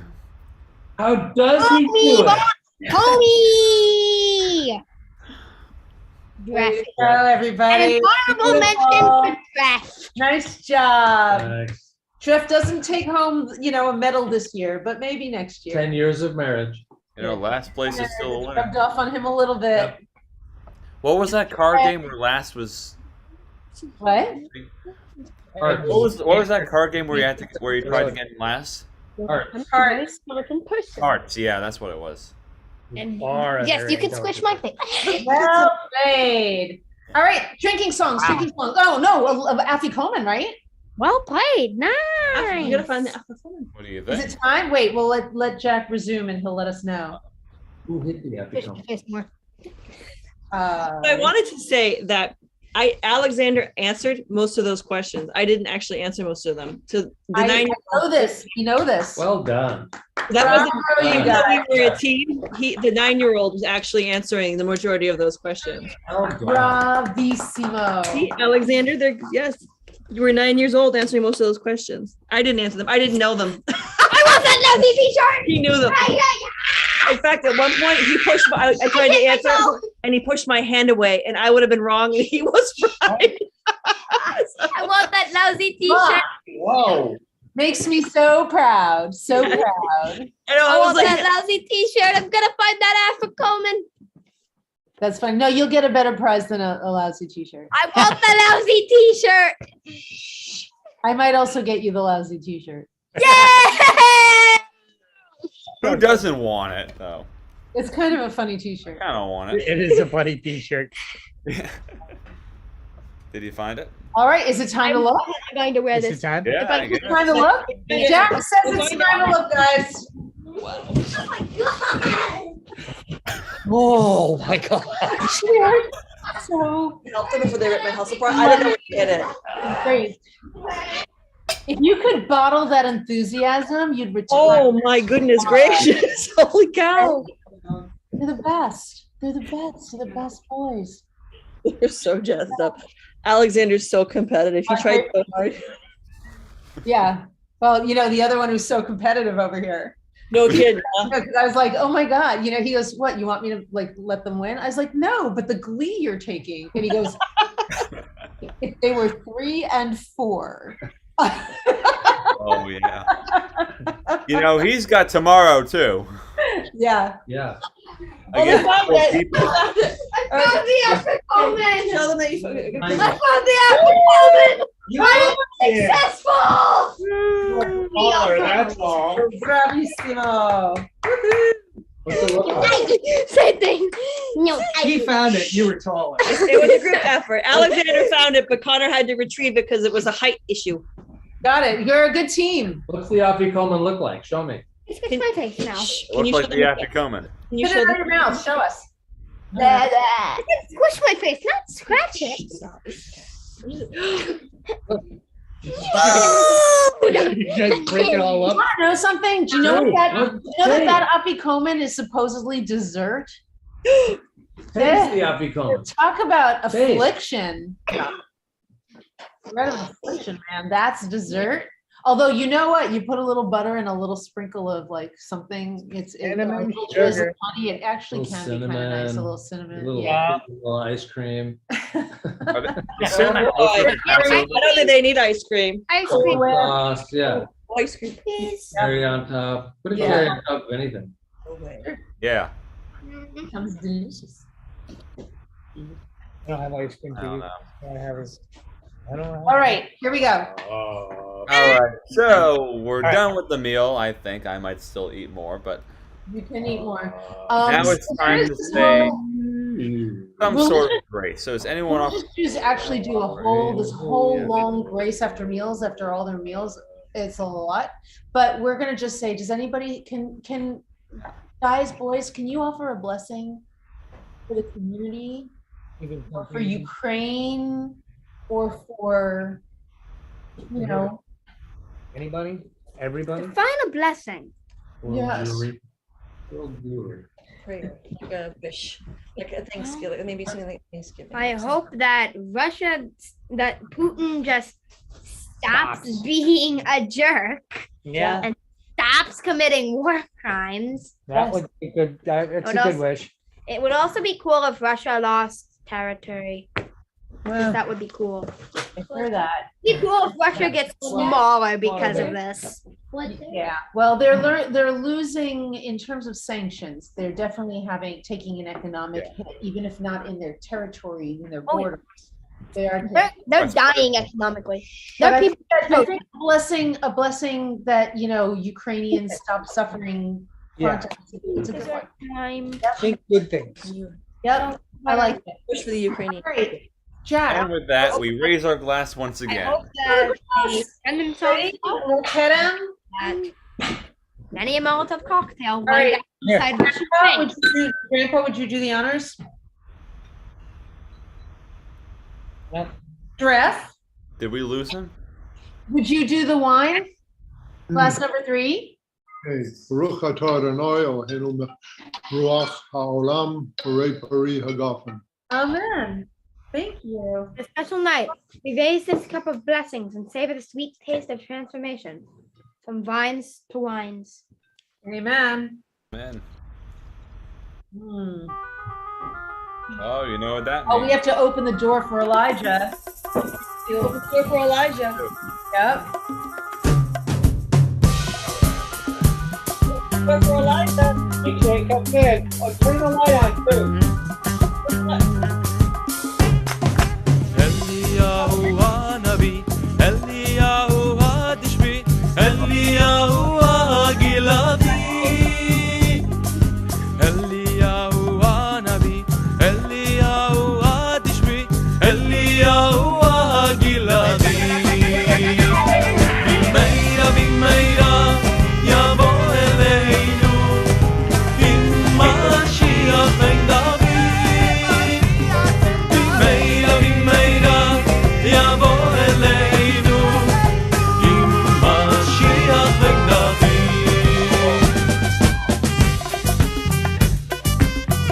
I'm the best person honestly. So much better than this song. Eliyahu Hanabi, Eliyahu Hadishbi, Eliyahu Hagiladi,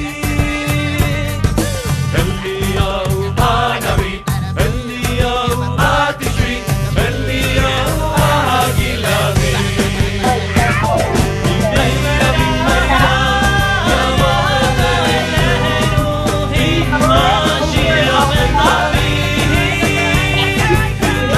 Bimeira, Yavo Eleinu, Bin Mashiach Ben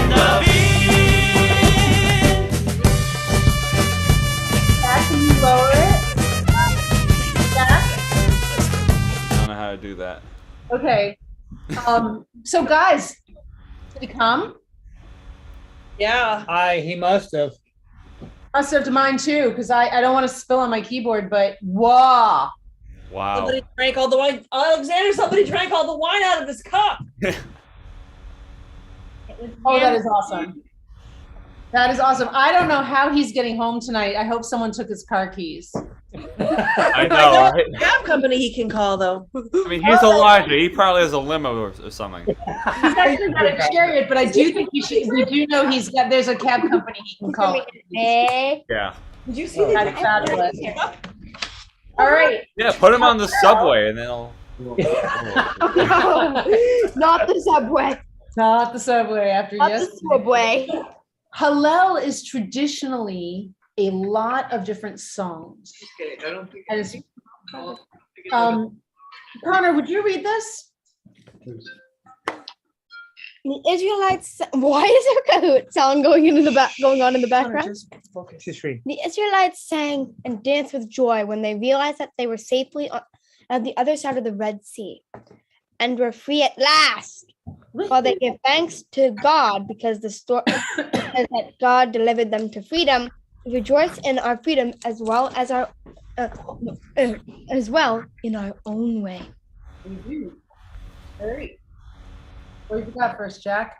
All right. Well, for one thing, I'm grateful that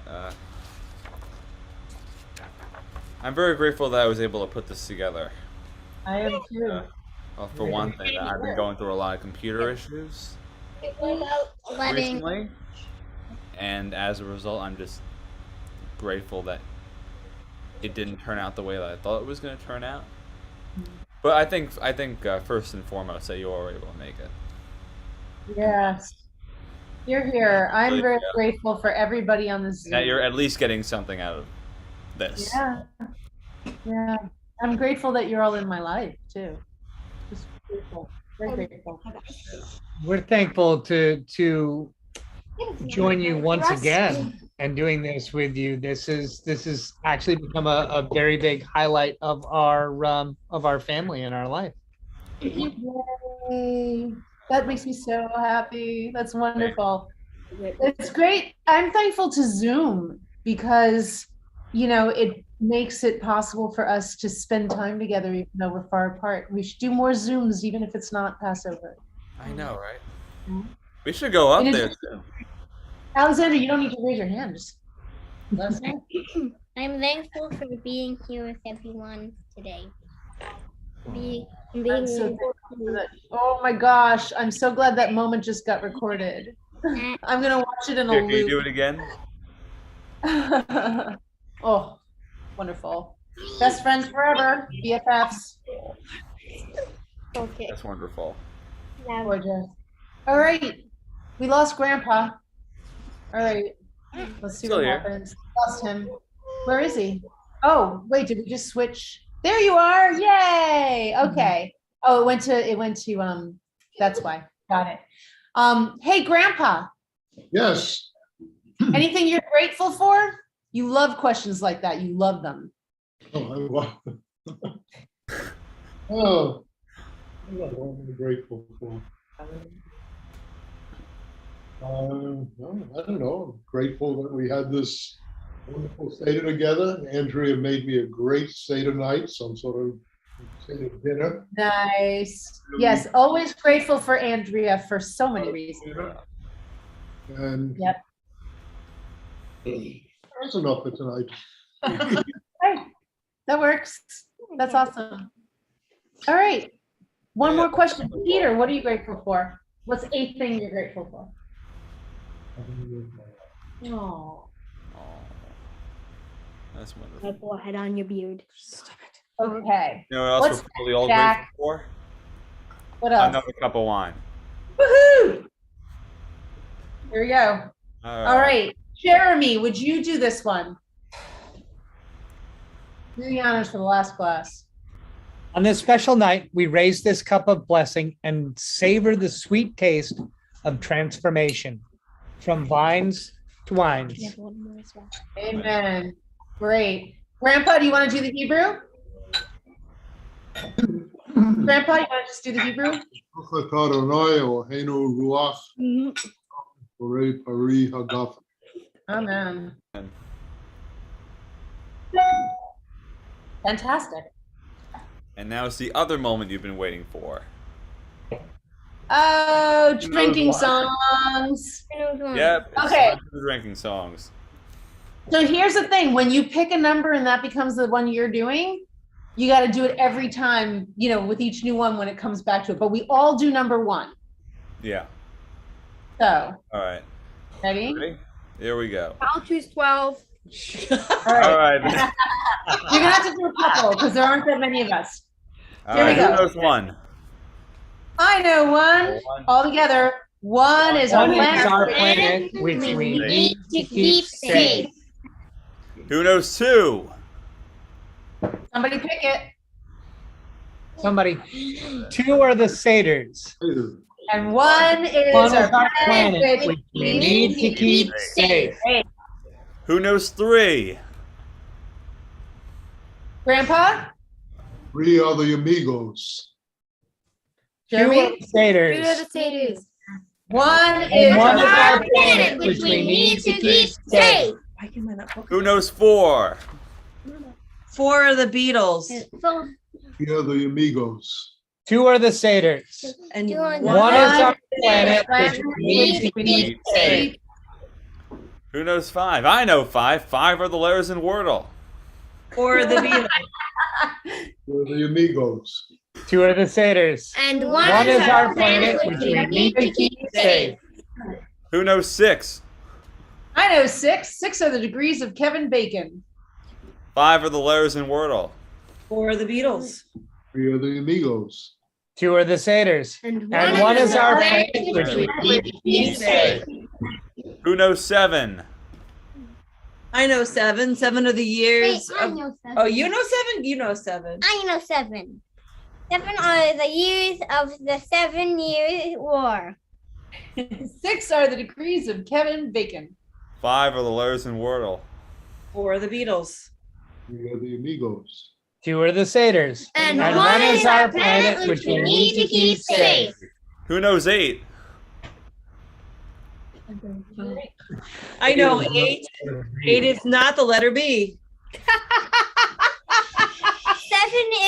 are the years of the 7-Year War.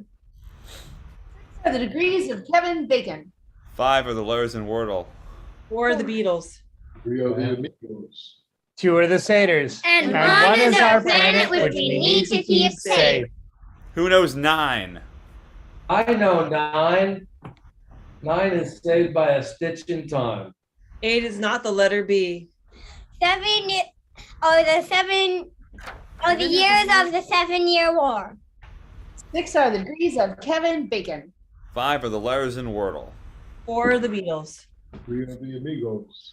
2 are the satyrs. And one is our planet Planet we keep safe. Who knows 10? I know 10. 10 better be the items in your cart, buddy. 9 is saved by a stitch in time. 8 is not the letter B. 7 are the years of the 7-Year War. 6 are the degrees of Kevin Bacon. 5 are the letters in Wordle.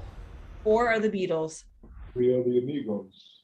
2 are the satyrs. And one is our planet which we need to keep safe. Who knows 11? I know 11. 11 is what my Imp goes to. imp goes to. What is That's a story. He'll Oh, explain. yeah, I'll tell you that. Oh. Go ahead, Jack. 10 better be the items in your cart, buddy. 9 is saved by a stitch in time. 8 is not the letter B. 7 are the years of the 7-Year War. 6 are the degrees of Kevin Bacon. Jack? Oh yeah, 5 are the letters in Wordle. 4 are the Beatles. 3 are the Amigos. 2 are the satyrs. And one is our planet which we need to keep safe. Who knows 12? I know 12. What did you do? Cheaper. Wait, 12 is what it's cheaper by. 11 is what my imp goes to. Imp goes. 10 better be the items in your cart, buddy. 9 is saved by a stitch in time. 8 is not the letter B. 7 are the years of the 7-Year War. 6 are the degrees of Kevin Bacon. 5 are the letters in Wordle. 4 are the Beatles. 3 are the Amigos. 2 are the satyrs. And one is our planet which we need to keep safe. Who is Kevin? Who's 13? Oh, Yana, 13. Go for it. Let's all go for it together. 13. 13. Is almost never 4. Even though it's technically always Do going to be 12. Do 12. Oh. 12 is what it's cheaper by. 11 is what my imp goes to. 10 better be the items in your cart, buddy. You get to guess it every time. 8 is not the letter B. 7 are the years of the 7-Year War.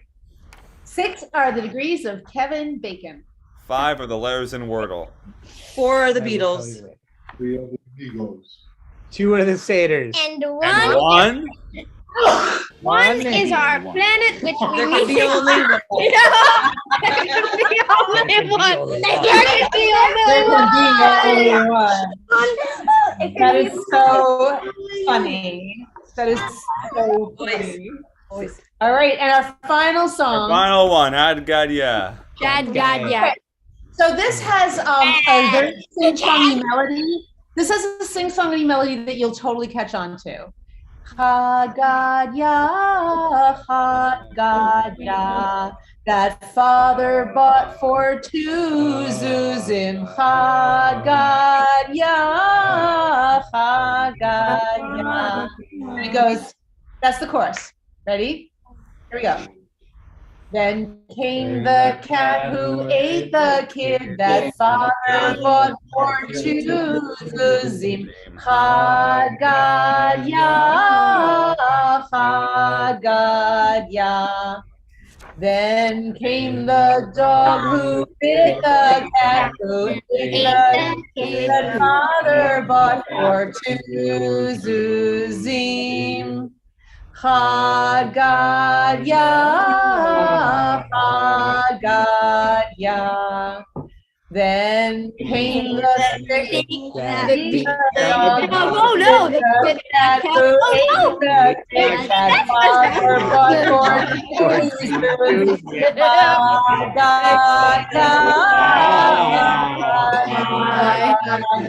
Drinking song. Then came the fire that burned the burning stick. Pizza dog is burning. The cat on fire.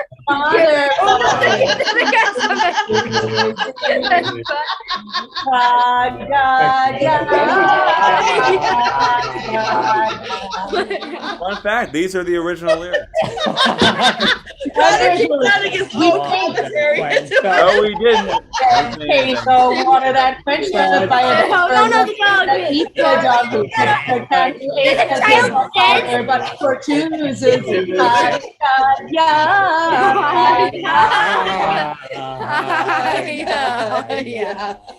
Ready? Then came the hot fire that burned the stick. Oh no!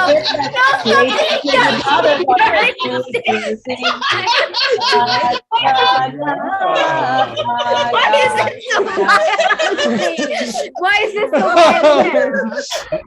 Then came the butcher that slaughtered the ox that drank the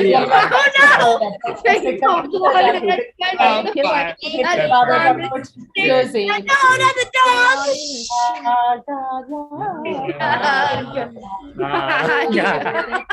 Then came the coronavirus.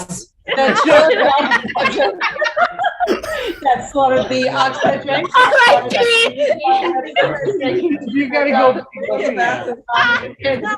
My feet to the butcher. All right, for the butcher. And came the vaccines that stem the coronavirus, that kill the butcher that slaughtered the ox that drank the water that quenched the fire, that burned the stick that ate the kid that fathered but for two Zozim. You should check out the butcher. You should turn it back to check out the butcher. Oh my god! I don't know what happened. You broke Connor.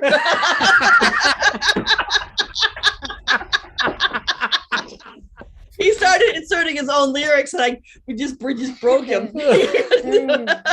Funny. That's so funny. So there you go. That was funny. No, he's Next fine. year. Oh my god.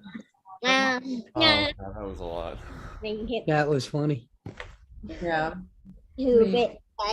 I wish you could heard him, because he just had this moment where he was inserting these little oh my god, not the dog, oh the butcher, he deserved it. It was like these little and I couldn't stop myself. I'm like, Connor, stop, we're trying to sing. That's so funny. And then he had finally he just had to walk away. It was hysterical. So funny. It's so great. That I'm is glad. Well, that's the idea. That's what's supposed to happen. The drinking song. I mean, and I'm pretty sure that he wasn't pulling around a circuit, 7 years old drinking wine either. So it wasn't. I'm pretty sure it was grape juice, but a lot of sugar in that grape juice. You asked for it. It was That's so awesome. So yeah, next year in Jerusalem, next year together, next year, Yeah. Whatever Jerusalem means to you. I like Passover. Right? Yeah, Passover's good. Passover's a good one. You know what's neat though is that you guys have some tickets to New York. So next year in New York City, how about that? How about before next year? We got to talk about that. Yes. Yeah. Figure out when you want to come down. I like that idea. Do stuff. Yeah.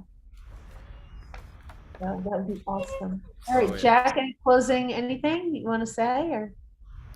Other than we did it. We did Yay. it. It was wonderful. Great job as always. I'm humbled.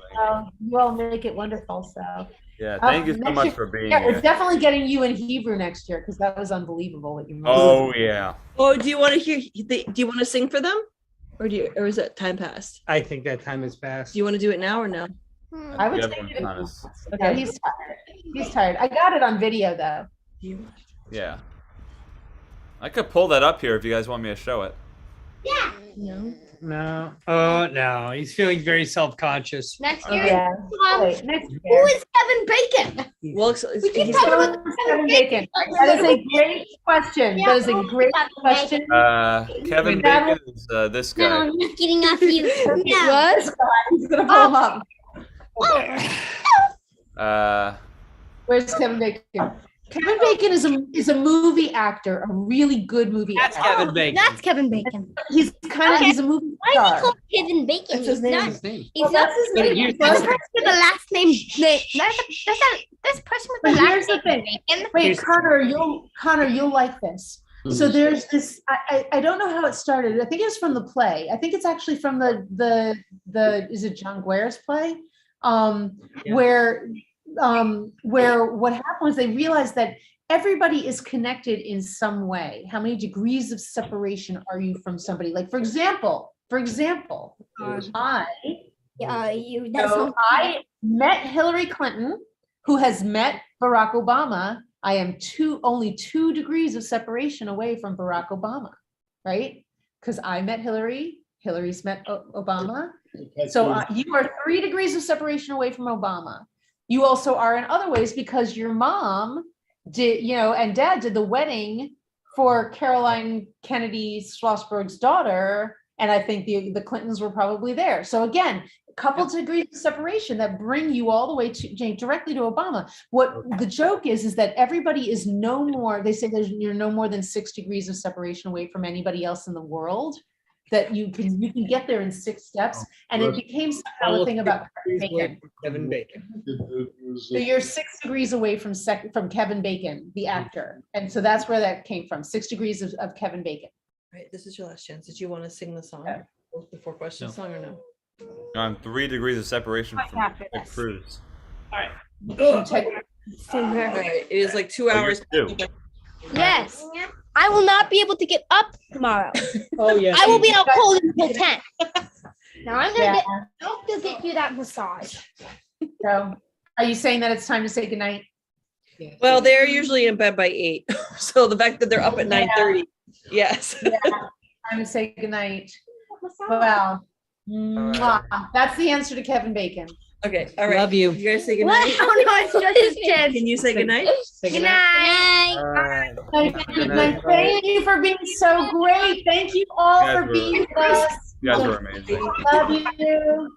Talk to you later. He gave you his massage. What? Grandpa and Andrea, love you. Good night. Good night, everybody. Jack, thank you. Love you. Love you. Thank you for being with us. Bye. Bye. Have a great Good night. night, everyone. Love you all. You see this blue underneath the roof one? Yes. There's a blue Wait, line. Jack, hang out. There's a little blue line here. The This? lion. The lion. Oh, the blue lion. Yeah. Yes, where does that Judah. come from? It's the tribe of Judah, because Jerusalem's in what was territorially the tribe.